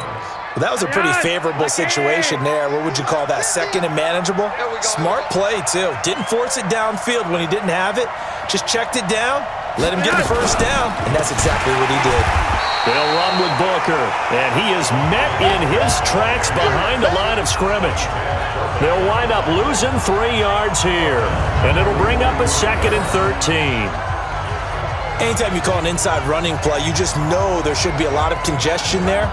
You're counting on your offensive line to take control of the line of scrimmage.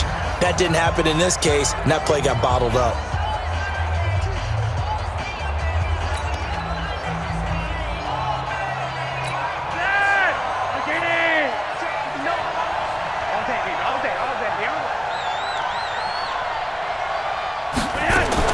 Now on 2nd and 13. Flacco, and his throw is incomplete. I know our vantage point might be a little bit better way up here, but that looked like an ill-advised throw to me. I didn't see anything open, and this play just didn't look right from the beginning. It did not. I thought he might get outside and just chuck it away. Dangerous pass, incomplete.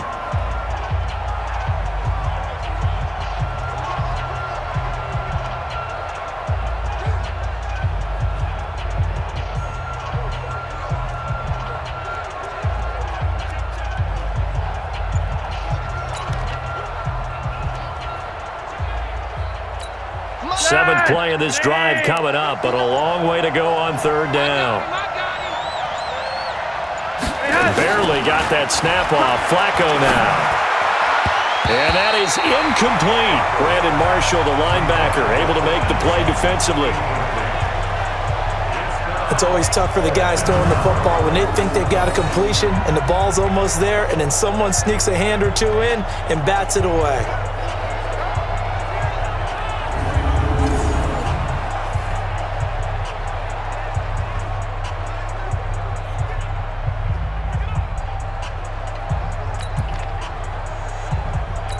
The Broncos send out their punter now as he'll come on for his 5th kick of the night.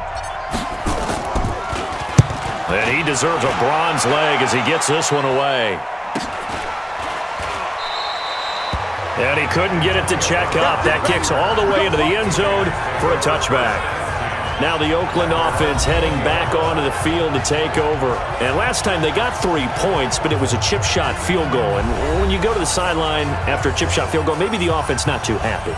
It's a balancing act, isn't it? Because you're exactly right. They're none too pleased that they didn't punch it in for 6 points.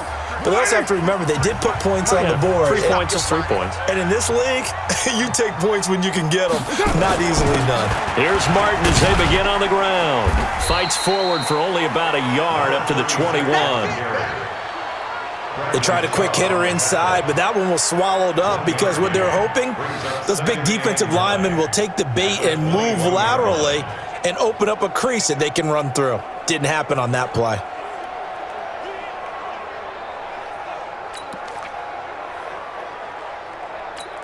The run only got a yard. Here's 2nd and 9.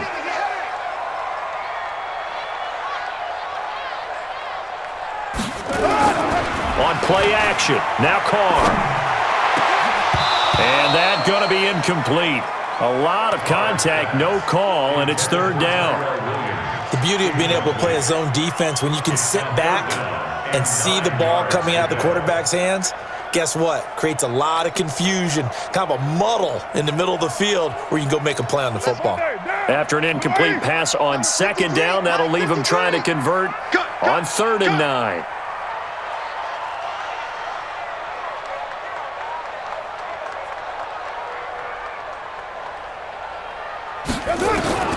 Operating from the gun, Carr. He gets it to Brown, complete. A gain of 32 that time. I I know we love our jobs, and pretty much any play we see, we're pretty, excited about. But big plays, let's face it, that's what we absolutely live for. How about that one? That was great, and what our camera missed was the fist pump from the sideline after that catch. They're fired out. That's a big game.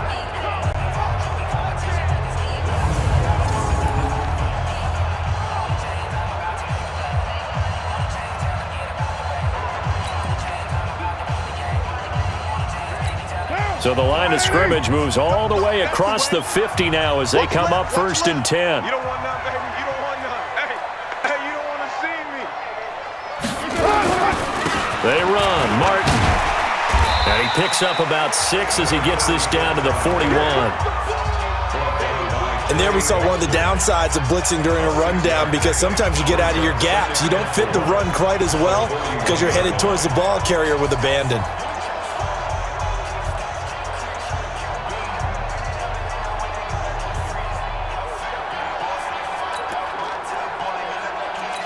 The last run got 6, now 2nd and 4. Two times. 4 down. Check. On play action, it's Carr. Toward the center of the field, but it's incomplete. There are a good number of coaches at any time they call an in route are really worried about the play because there's so much traffic ordinarily that the ball has to get through to get to the receiver. And on that play, it was batted down.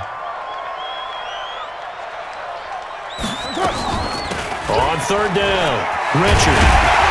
And he gets it to the 32, good enough for a 1st down. They get the first. The decision to run on 3rd and medium winds up being a good one.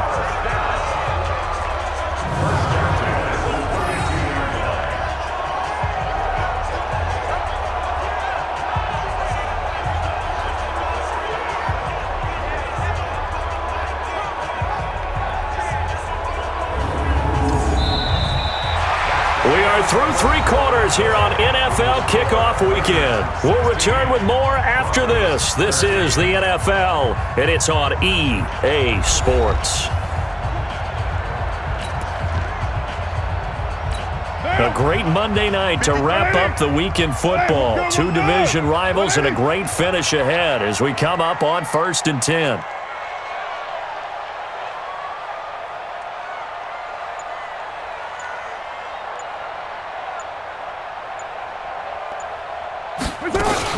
Richard. And he'll get about 3 as he's brought down to the 28.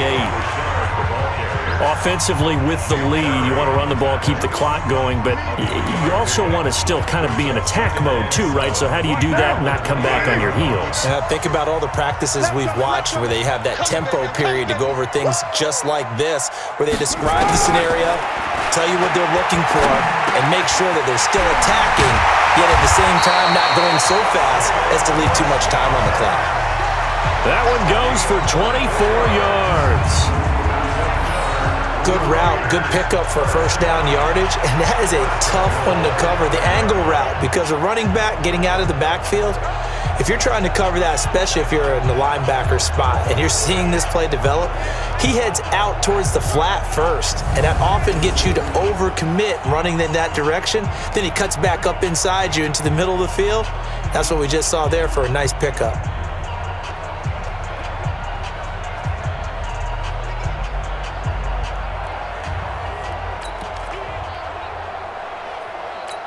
So 1st and goal, 6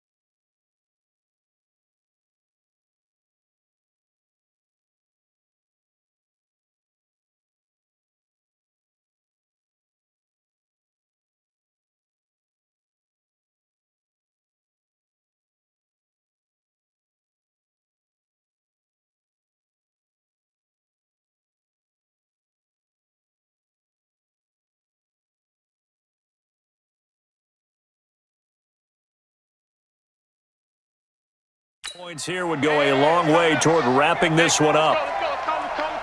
Let's go. Now it's Martin, and he's in. Touchdown, Raiders.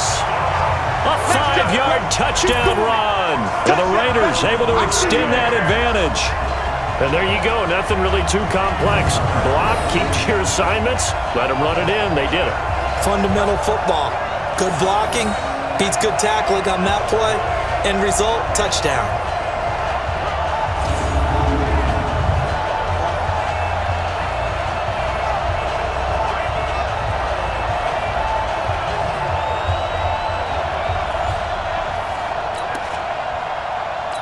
Carlson on for the PAT.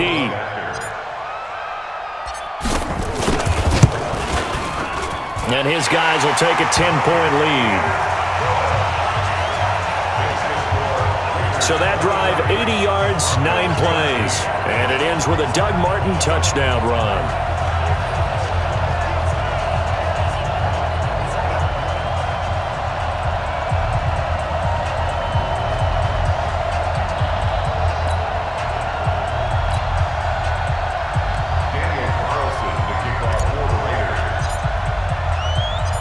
Following the touchdown, ready to kick it away is Carlson. This is taken at the 3.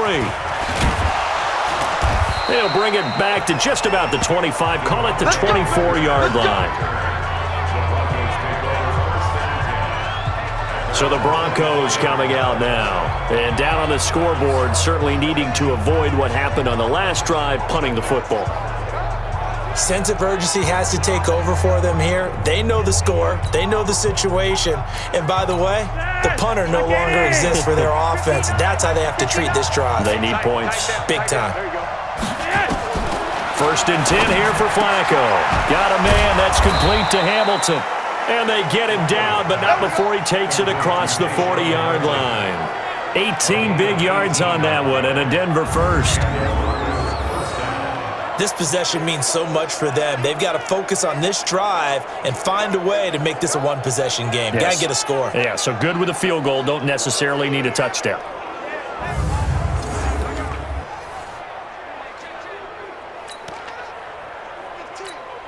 One play has him up past the 40 already, and another 1st and 10.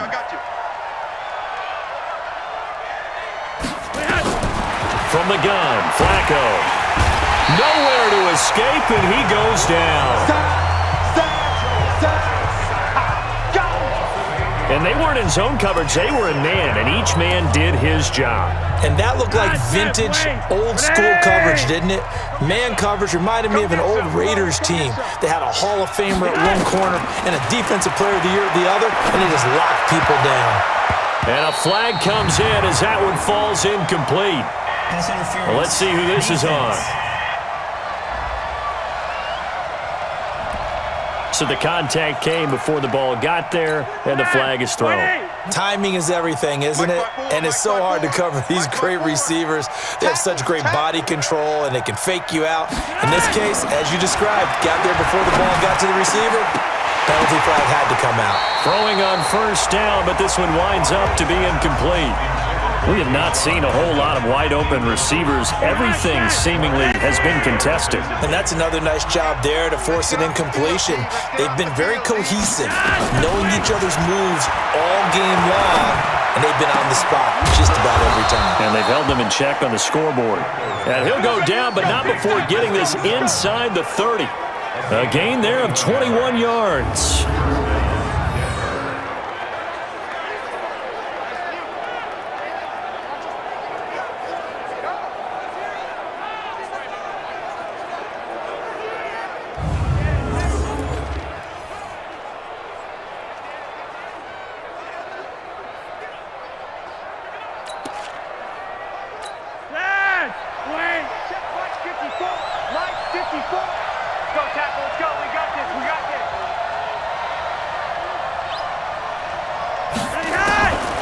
On the draw, this will be Freeman.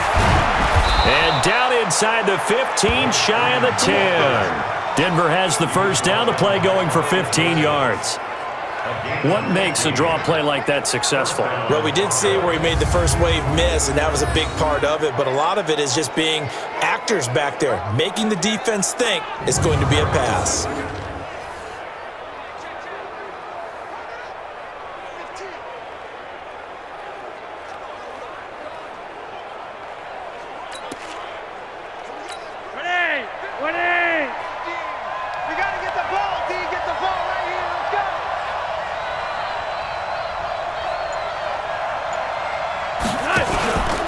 Freeman again, a first down carry.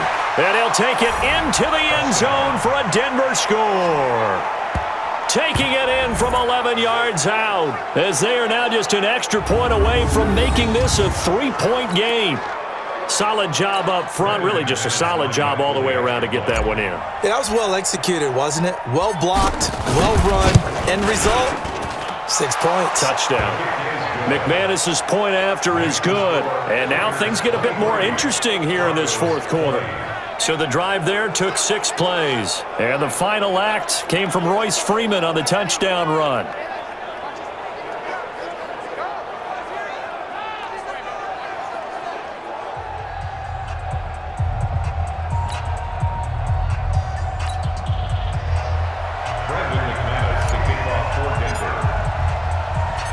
After the touchdown, here's McManus now to kick it away. And that'll carry over the back line of the end zone for a touchback. The Raider offense now making their way toward the huddle. And that last drive, a long drive, but not just that. They had a great air attack going. Do they stick with that? I would think that they would, because if they were competent enough to do it on the last drive, starting backed up in their own territory, why would you change anything? They've got to be confident about what they're presenting and continue to do so. Yeah, because the secondary, they really look clueless. And that was amazing because that drive went and went, no adjustments and no big plays by the defense to knock the ball away. They start the drive with Martin. And not much to speak of. Call it a 1-yard gain up to the 26.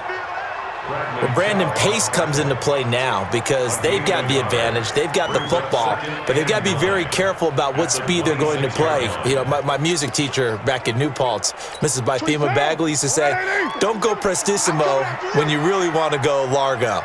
And what she meant by that is don't go too fast when you really want to go at a nice, slow, deliberate pace. I am speechless. I am without speech. Now, meanwhile, here's a second down throw that's knocked away and incomplete.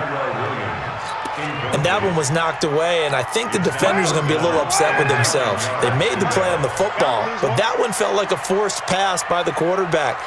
Thought he had someone open. He really wasn't. Maybe an example of having too much confidence in his receiver that no matter what, I'm going to throw it to him. And that was a play made by the defense, and it could have been a bigger one. That goes for a gain of 31. Couldn't just sit on it here, could they? Had to throw the ball on third down. Got the big completion in the pickup. Fresh set of downs now. They've got to feel great. And defensively, a backbreaker.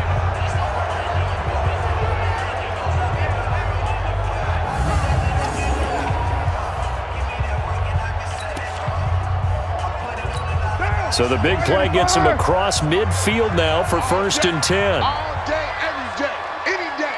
Let's go. They run the counter. Richard. And he's able to carve out about 6 there, down to the 37. Now, I'm guessing you'd say this is kind of the key here. Grind out some yardage, work on that clock, see if you can continue to tick it down. Definitely. You want to bleed things out at this point, right? Continue to possess the football, gain some yardage, and put the onus on the defense. Do they have to use timeouts? What are they going to do to stop you? You're taking charge. Now a man open down the middle of the field. And this is going to be another first down as they'll make the tackle at the Broncos' 13-yard line.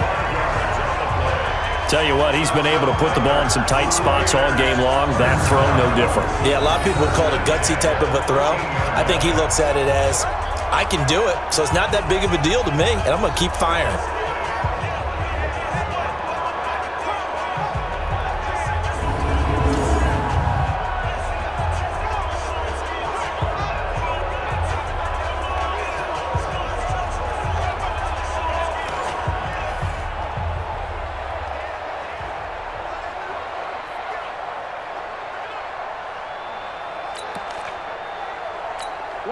Some pretty good games all weekend. We may have saved the best for last. This Monday night game has been a dandy. First down, here's the run with Martin. He'll get this down inside the 10 for a pickup of about 3. Well, so many times we look at a short run and we praise the offense for trying to set the tempo and establish things, but the defensive guys, hey, they just won the battle there. It wasn't a big run given up. They don't always have to absorb the body blows. Sometimes they dish them out themselves.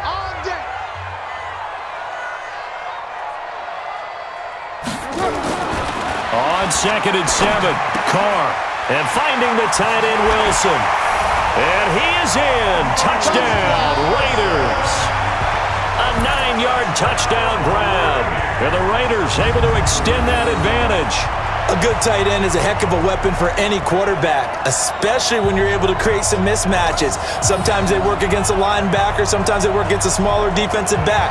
But when they find it, they go to it, and it often results in touchdowns.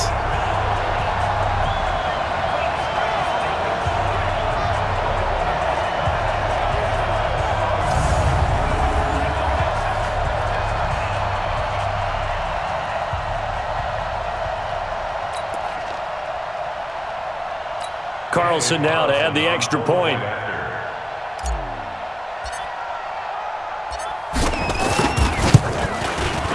And his guys will take a 10-point lead.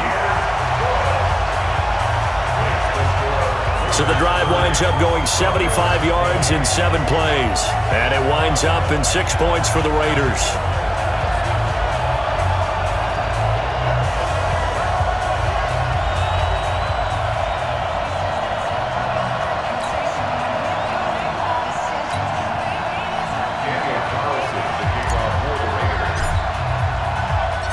Following the touchdown, ready to kick it away is Carlson. This fielded at the 2. And he'll take it past the 25 and up to the 28-yard line.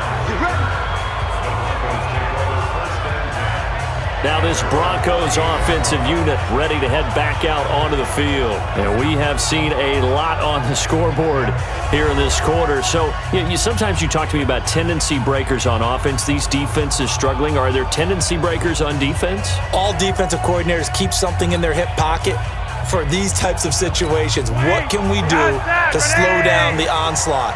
But the biggest thing is making sure these guys encourage each other, pick themselves up, because right now it's been a really tough ball game trying to stop these offenses. It really has, especially as of late. Meanwhile, they take a shot to start the drive, but this is going to wind up incomplete. So now they'll come up on 2nd and 10, once again from the 28. They're not ready for this. They still playing soccer. Flacco. And to the tight end here, Safarian Jenkins. And they'll get it up just short of the 45 at the 44. It'll be a pickup of 16 and a Bronco first down. All right, this is the time of the game where they're down a couple of scores, and they've really got to get some yards in chunks, and they know the defense doesn't want to give those up, but they've got to find a way to take them anyway. Now the question is, can they string a few of those together?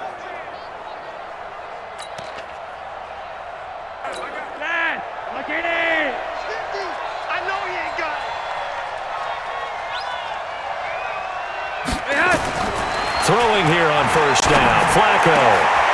And complete over the middle, Safarian Jenkins. And they'll get him down as he's inside the 40. Solid gain of 18 yards and a Denver first down. Defensively here, you've got the cushion, but back-to-back pretty big pass plays there. Bend but don't break, but are they bending too much? I think that they are. To me, it'd be like playing basketball, and you put up a token press. Make sure you get up there and make them eat up some time. Make it a little bit of resistance so they can't just run it right down your throat.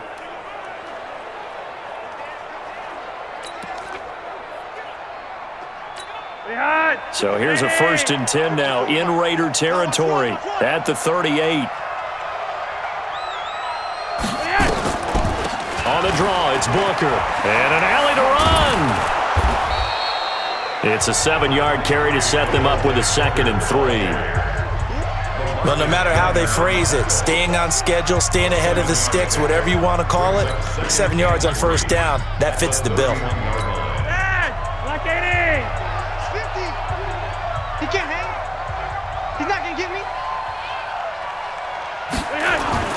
Play action. Flacco. That's going to be knocked away and incomplete. Looking to erase a 2-score deficit here in the fourth quarter, going for some big plays. Yeah, they certainly were. They just did one shot, didn't they? Forget trying to move the ball downfield in small little increments. Let's go for the big one.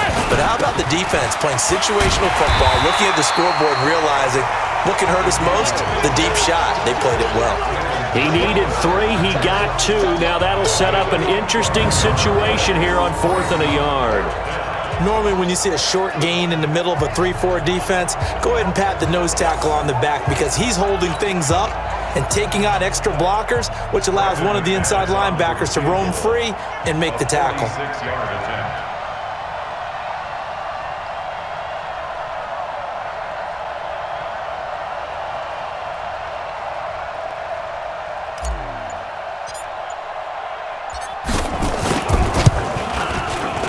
And this one is right down the middle. And high fives for that one as that drive ends in 3. All right, so they needed 2 scores to get back in the game. The field goal there, maybe not exactly what they wanted, but the necessary first step. There's still time remaining, and there's enough time to get it done. They've got to get it the least a 3-and-out here to get the ball back, preferably a takeaway. After splitting the uprights, McManus to kick it away. And this will be a touchback as that sails over the end line. The Raiders offense now making their way back out onto the field. They have the lead, obviously, late in the game. I guess the good news for them is if for some reason they would make a mistake, a field goal does the opposition no good. Everyone loves to have a little bit of a cushion, and that helps you immeasurably. But the bottom line is, do all the things that you're taught in order to close out the game. Don't even let that become an issue. Yeah, but still a one-possession game. This one not fully over yet. And he's taken down, but able to slip across the 35. That one good for 13 and a Raider first down. He's still rumbling, isn't he? Still looking fresh in this one despite the heavy workload. But you and I both know, well-conditioned, and he did tell us that he thrives on being at his peak late in ball games.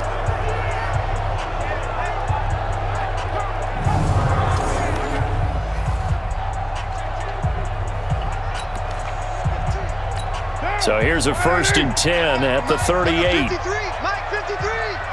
All right, here we go. Let's go, D. They run again on first down, Martin. And just no chance of turning the corner. He can only get back to the line of scrimmage.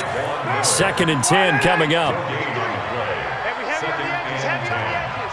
At the 38-yard line.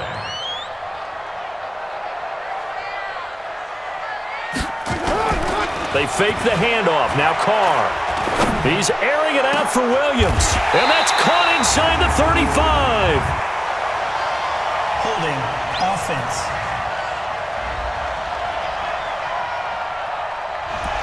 Well, there have been a ton of sacks. They were just trying to prevent another. So what you're telling me is the conventional way has not really worked for them, huh? Not at all. Not at all. So he tries to grab him here, and they still get caught. On 2nd down, here's Carr. And this will be caught. Tyrell Williams. And they bring him to the ground just shy of midfield. 19 yards to pick up there. Move the chains.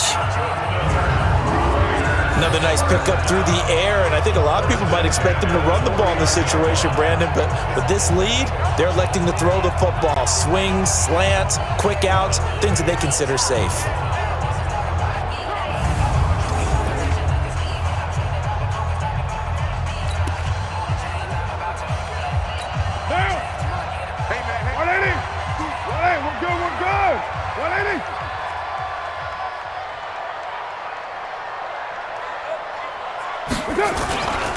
On first down, it's Martin. Takes to midfield, but no further. Just a yard there. Now it looks like we've got a Raider here, slow to get up. We'll take a break and get a report from Oakland after this.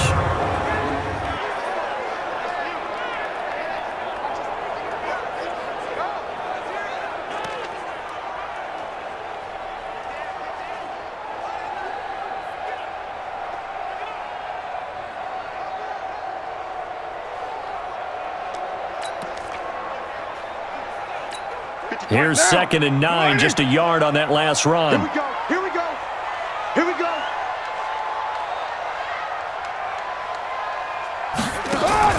From midfield, here's Carr. And that is incomplete. A lot of force bearing down on him there. He could not hang on. It's 3rd down. And it is true. You can draft the fastest. You can draft the most athletic guys. But if they don't know the art of positioning, sometimes it's all for naught. In this case, in the right spot, help force the incompletion. Yeah, had his hands on it for a second. Would have been a tough catch, though. Falls incomplete. And now the 3rd down throw incomplete as well. The 3rd down, he tried to stay in bounds, did all he could. He caught it, but was led a little bit too far. Yeah, and that's always difficult, isn't it? Because you know half of your body is trying to stay behind while the other half is reaching out, trying to catch the football. The top half worked. It was the bottom half that was in question. We play to win. Let's go. And coming out now, the Broncos. And last time able to get 3. It's not what they wanted. They wanted 6, but they got at least something. They mustered something out of the drive. They'll take it. I like the way you've described it. Not ideal, but they'll take it. Anything to put some points on the board. But this time on offense, they don't even want to see the field goal kicker trot on the field. They want that ball in the end zone. Yeah, they'll be going for 6.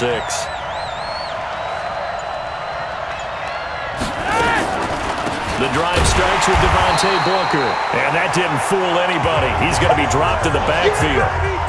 That's going to go as a loss of 4, and it'll be 2nd down. I know when I was a kid, I always got real excited when I saw those lateral-type runs. But the best backs that made it happen, they put a foot in the ground and just go. That didn't happen there. That play got swallowed up.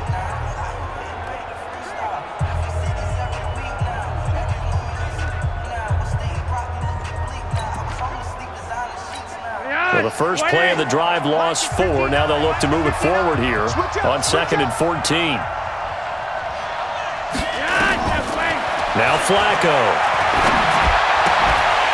And that'll be incomplete. Took a pretty good shot as he tried to pull that one in. Couldn't hang on. 3rd down. Possibly a turning point. Big play coming. This is 3rd and long. Operating out of the gun, Flacco. He's got a man. It's Sutton that's complete. Here we go. Here we go. Here we go. A gain of 18 on the play. And the Broncos first down.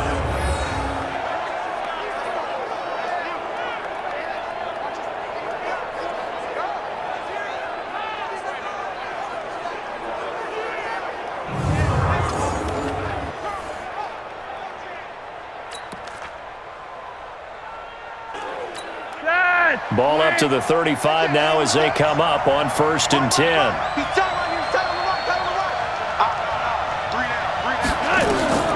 Flacco from the gun.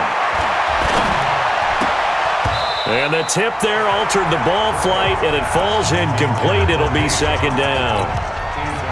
Well, throws like that, especially where we sit in the 4th quarter, he's got to be careful. Yeah, and you know one of my faults is that I often view this game through a defensive back's eyes. And in this situation, your team's losing, it's late, tighter coverage, take a chance and go and try and step in front of one of those and make a big play. So if you're the quarterback, that should be in your head. This is their time to take a gamble. Big play coming up. Here's 3rd and 10. I would expect to see some pressure here. The pressure drops off as they'll look to throw. Open man is Holmes. That one good for 13 and a Denver 1st down. The goal for any offense versus his own defense, find the holes where guys are available and put the ball on the receiver before any defender can step up and fill it. They did it well there. Perfectly executed crossing route.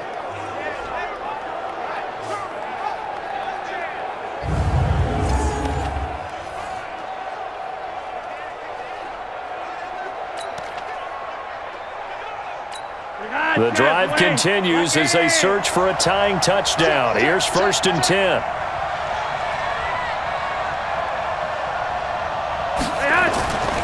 Once more, it's Flacco. Under a heavy rush, and down he goes. The product of Jersey City, Tahir Whitehead on the sack. Well, that play was the very definition of fast, quick, and in a hurry. Suddenly, he was there. Yeah, blink of an eye, that happened fast and a big sack. Well, they don't need to run another play here before the 2-minute warning. Let's see if they do it anyway.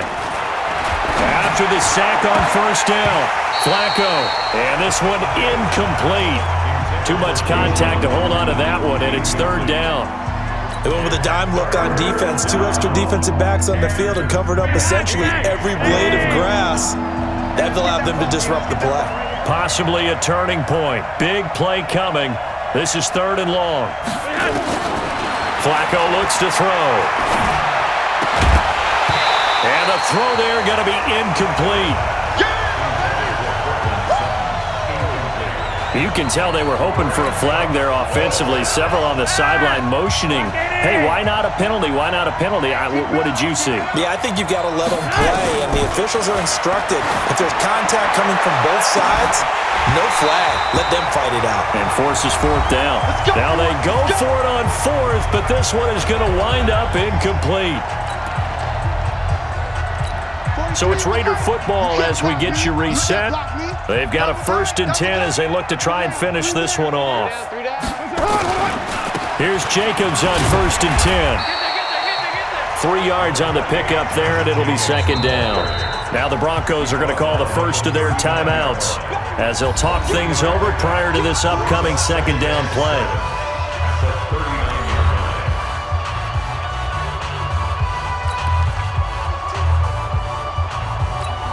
Have to imagine this will be on the ground as well as they come up 2nd and 7. Here we go, G.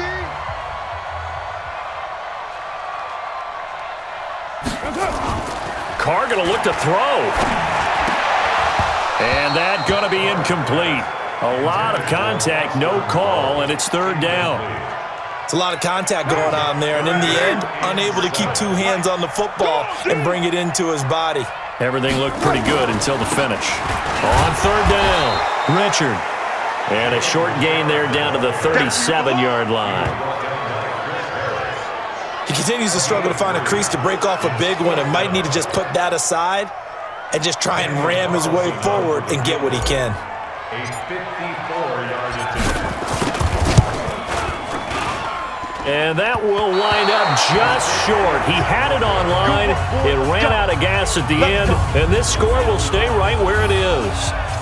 Things just got interesting. They tried for the long field goal there to salt this one away. They don't get it, and now a little time for the other guys to mount a late drive. Well, they thought their kicker would put it through the post and finish this one off.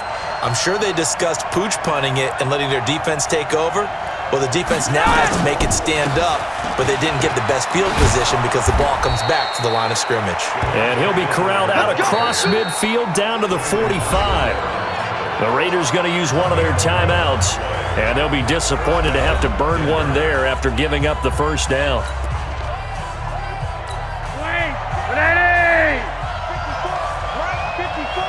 Let's pick it up. It's our time, guys. Our time. Let's get off the field. On first, again, they go with Bunker. And that play will go nowhere. Losing yardage back near midfield at the 49. Now the Broncos going to use the 2nd of their timeouts as they get the stoppage with just over a minute to go in the game.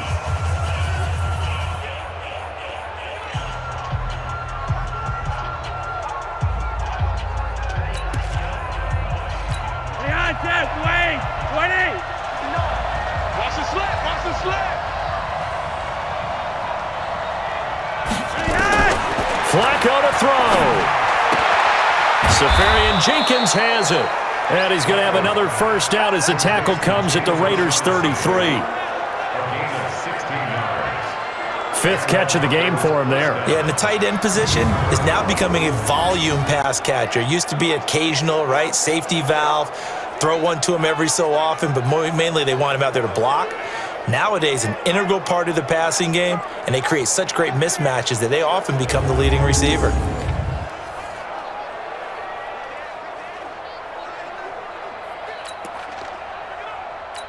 The drive continues as they search for a tying touchdown. Here's 1st and 10. Flacco. Got a man open. It's Sutton. And he gets it all the way down inside the 10 and mark him at the 5. Now the Broncos will use their third and final timeout as they'll stop the clock with 24 seconds to go in the game. Two big plays in succession. Not sure this D knows what hit him, but now they got to get ready. It's 1st and goal.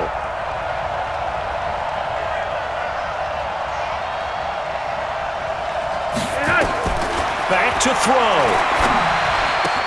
And it's caught. It's a touchdown.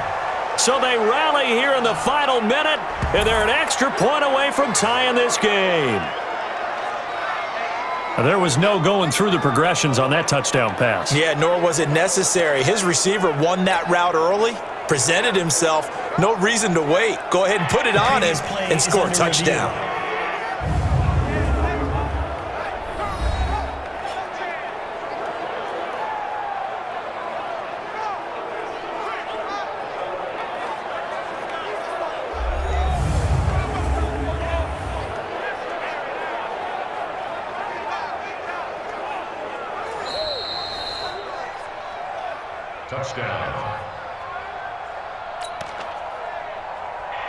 It took them an extra look, but they found out it is a touchdown indeed. The official says this one counts.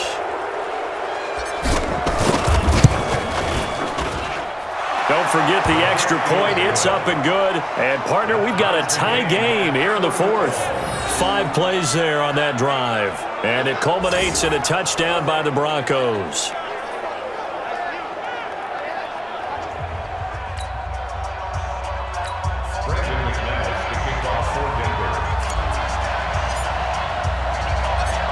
So here comes the kickoff now, all even here in this 4th quarter. And this will not be returnable. It's out of the back of the end zone for a touchback. Let's go. And now Oakland ready to take the field. They have a little bit of time here to get into field goal range. Not much. A tie game, you don't want to do anything crazy, right? I agree with you on that one. Risk reward, okay? If you go for it, what is the absolute reward on this? But the risk is probably greater. Run the clock out, get to overtime, and try and win it there. All right, we'll see if they do just that. Now the Raiders going to go ahead and use the second of their timeouts as they get it with 16 seconds remaining on the clock. Here's a 2nd and 2 now from the 33. To throw is Carr. Got his man. That's Tyrell Williams. And getting this just shy of midfield, they'll spot it at the 49. And whistles, and they take their final timeout with 7 seconds left.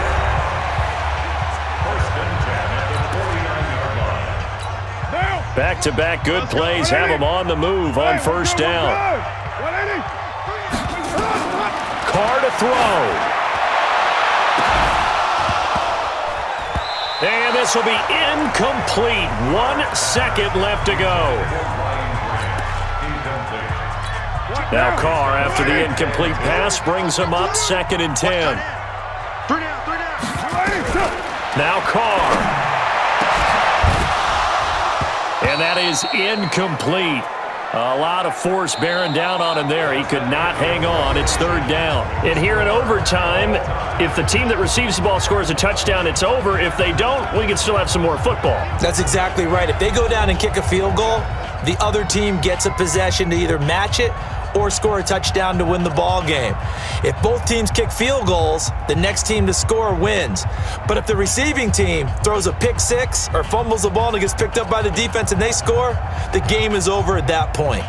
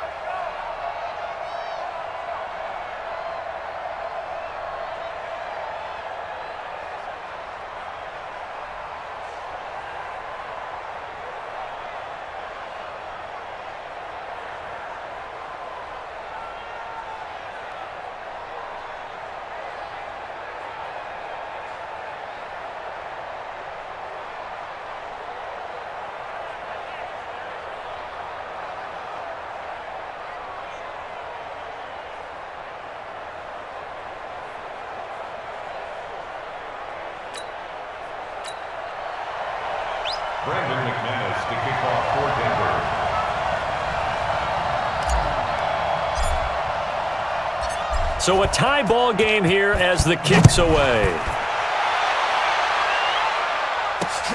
This will be taken in at the 1. And not a bad return here. He gets it out to the 25-yard line. Now the Oakland offense heading back onto the field to take over. They control their own destiny here. They have the football in overtime. Obviously, a touchdown would win it.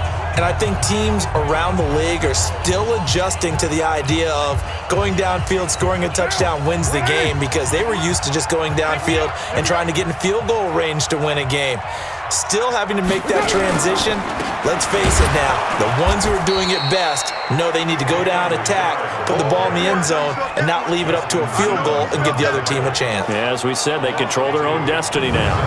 As a fan of the NFL, for an opener, you can't ask for much more than this overtime in Week 1. I know it's hard to believe that some people may not have been watching our game, but I'll bet through social media they found out this one was snug and getting into overtime, and they flipped over here in a hurry. This is fantastic. If you're a fan of ball, you love these types of games. So the opening play of the drive goes backwards. Now they'll come up on 2nd and 12. First throw of overtime for Carr. And that'll be incomplete. Took a pretty good shot as he tried to pull that one in. Couldn't hang on, 3rd down. An incomplete pass on that last play, and that means they'll need to come up with something here on 3rd down. Shotgun now for Carr. And Wilson has it. And he'll get this one way up just shy of the 45-yard line. And on that last play there, he's over 400 yards passing now. You know what that generally means? Success. That, and it means you really didn't miss opportunities. Usually very accurate. The ball's getting to the right place. Guys are making yardage after the catch to help you out that way. I mean, the whole team has picked it up. And don't forget, that means the offensive line has had to pass protect pretty well, too. Yeah, everyone dialed in. Pull it together.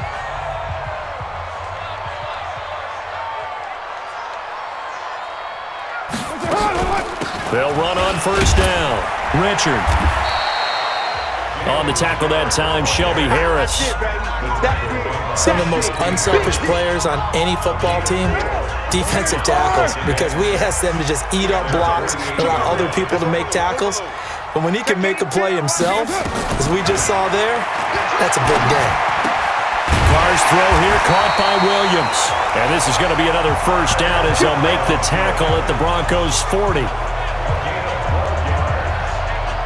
They go back to that well. He's had a great game. Defensively, they haven't been able to stop him. Same thing here in overtime. And sometimes that goes to the play caller's ego, because a lot of times you have so many different plays you want to call, but when you spot a matchup that's working for you or a player that has the hot hand, keep giving it to him. That tells me you're mature as a play caller, and it's working for them in overtime.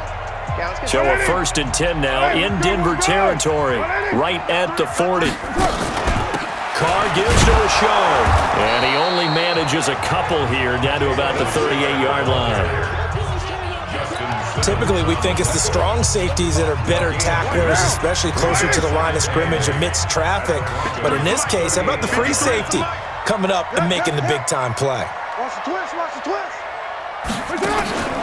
On play action, now Carr. And it's knocked away and incomplete. Brian Grant, the intended target, and it's 3rd down.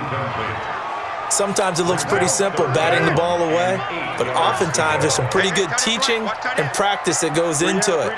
Being able to get to the receiver, not interfere, and get his hands through the football and knock it away.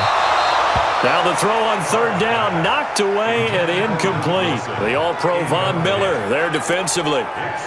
Well, I've got to give him some credit there. He tried to sell the out route. He tried to sell it hard. And as a receiver, what you're really trying to do is maneuver a defender inside to give yourself a little more cushion breaking to the out. But how about the defender reading it really well, not buying the fake or the maneuver inside, and getting to the sideline and helping break up the pass? They're able to put 3 on the board here on the opening drive of OT, and now up to their defense to try and see if they can hold this one. I like how you framed it up, because obviously this game is not over, right? They go down and kick a field goal, then we head to sudden death. But if the defense can hold, take the ball away, turn it over on downs, this game's over. This will be fielded on the back line of the end zone. Here's the Denver offense now as they get set to take over here. The field goal would push it to sudden death. We just saw the field goal on the other end, but I don't think they are thinking field goal. At least not to start this drive. They're not thinking field goal. Not at all, because your point is well taken. Yeah, kick the field goal, you push it to sudden death, but you're also kicking off and giving the other team the ball with a chance to kick a field goal and beat you. Get the touchdown, finish the game off. That has to be the mindset. It's a loss of 2 there, bringing up second down. Early down stuff's to put this offense in a precarious position. We know that securing the point of attack, especially against the big-bodied guys in the middle of this D, has got to be priority 1. First play of the drive goes the wrong way. Here's 2nd and 12.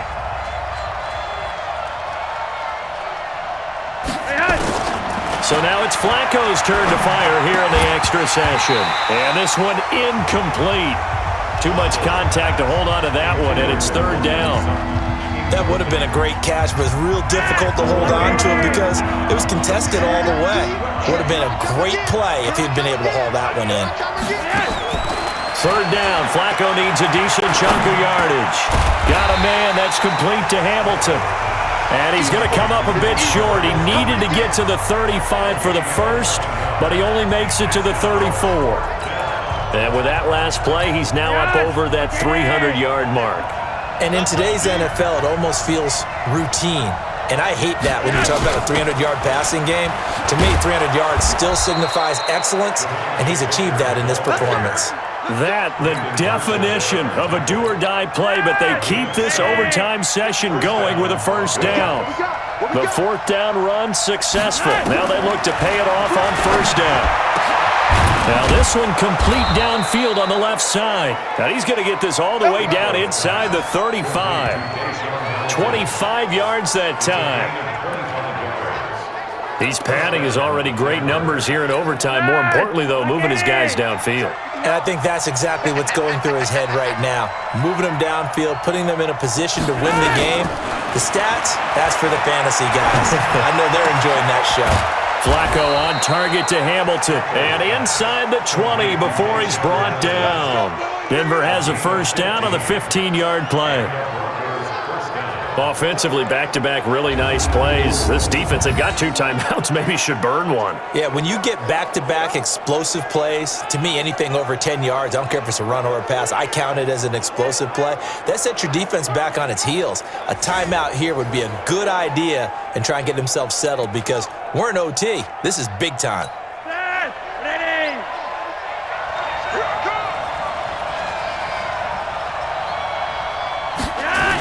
This is Freeman on 1st and 10. Another nice gain, 13 yards that time, and another 1st down. Some big plays in the passing game on this drive, and here's one out of the running game. So the passing game loosening things up. Now there's room to roam.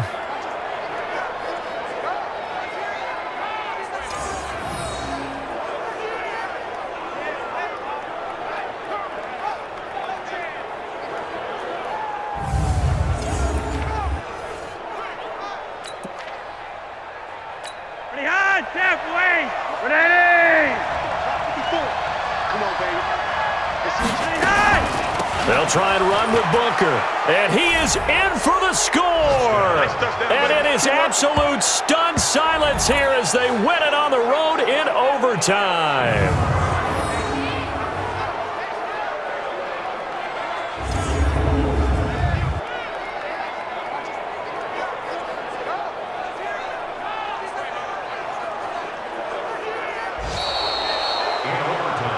Partner, a great game that we got to see and making it extra special. Not only did I get 4 quarters with you in this one, I got some overtime, a little whipped cream on top. Look at you, trying to make this whole thing palatable. I just want you to pay for my meal later. You really just wanted 4 quarters what you wanted, but how much fun was that? We had that type of a game where we got us to overtime, and then we get the dramatic ending to finish things off as well. What a game.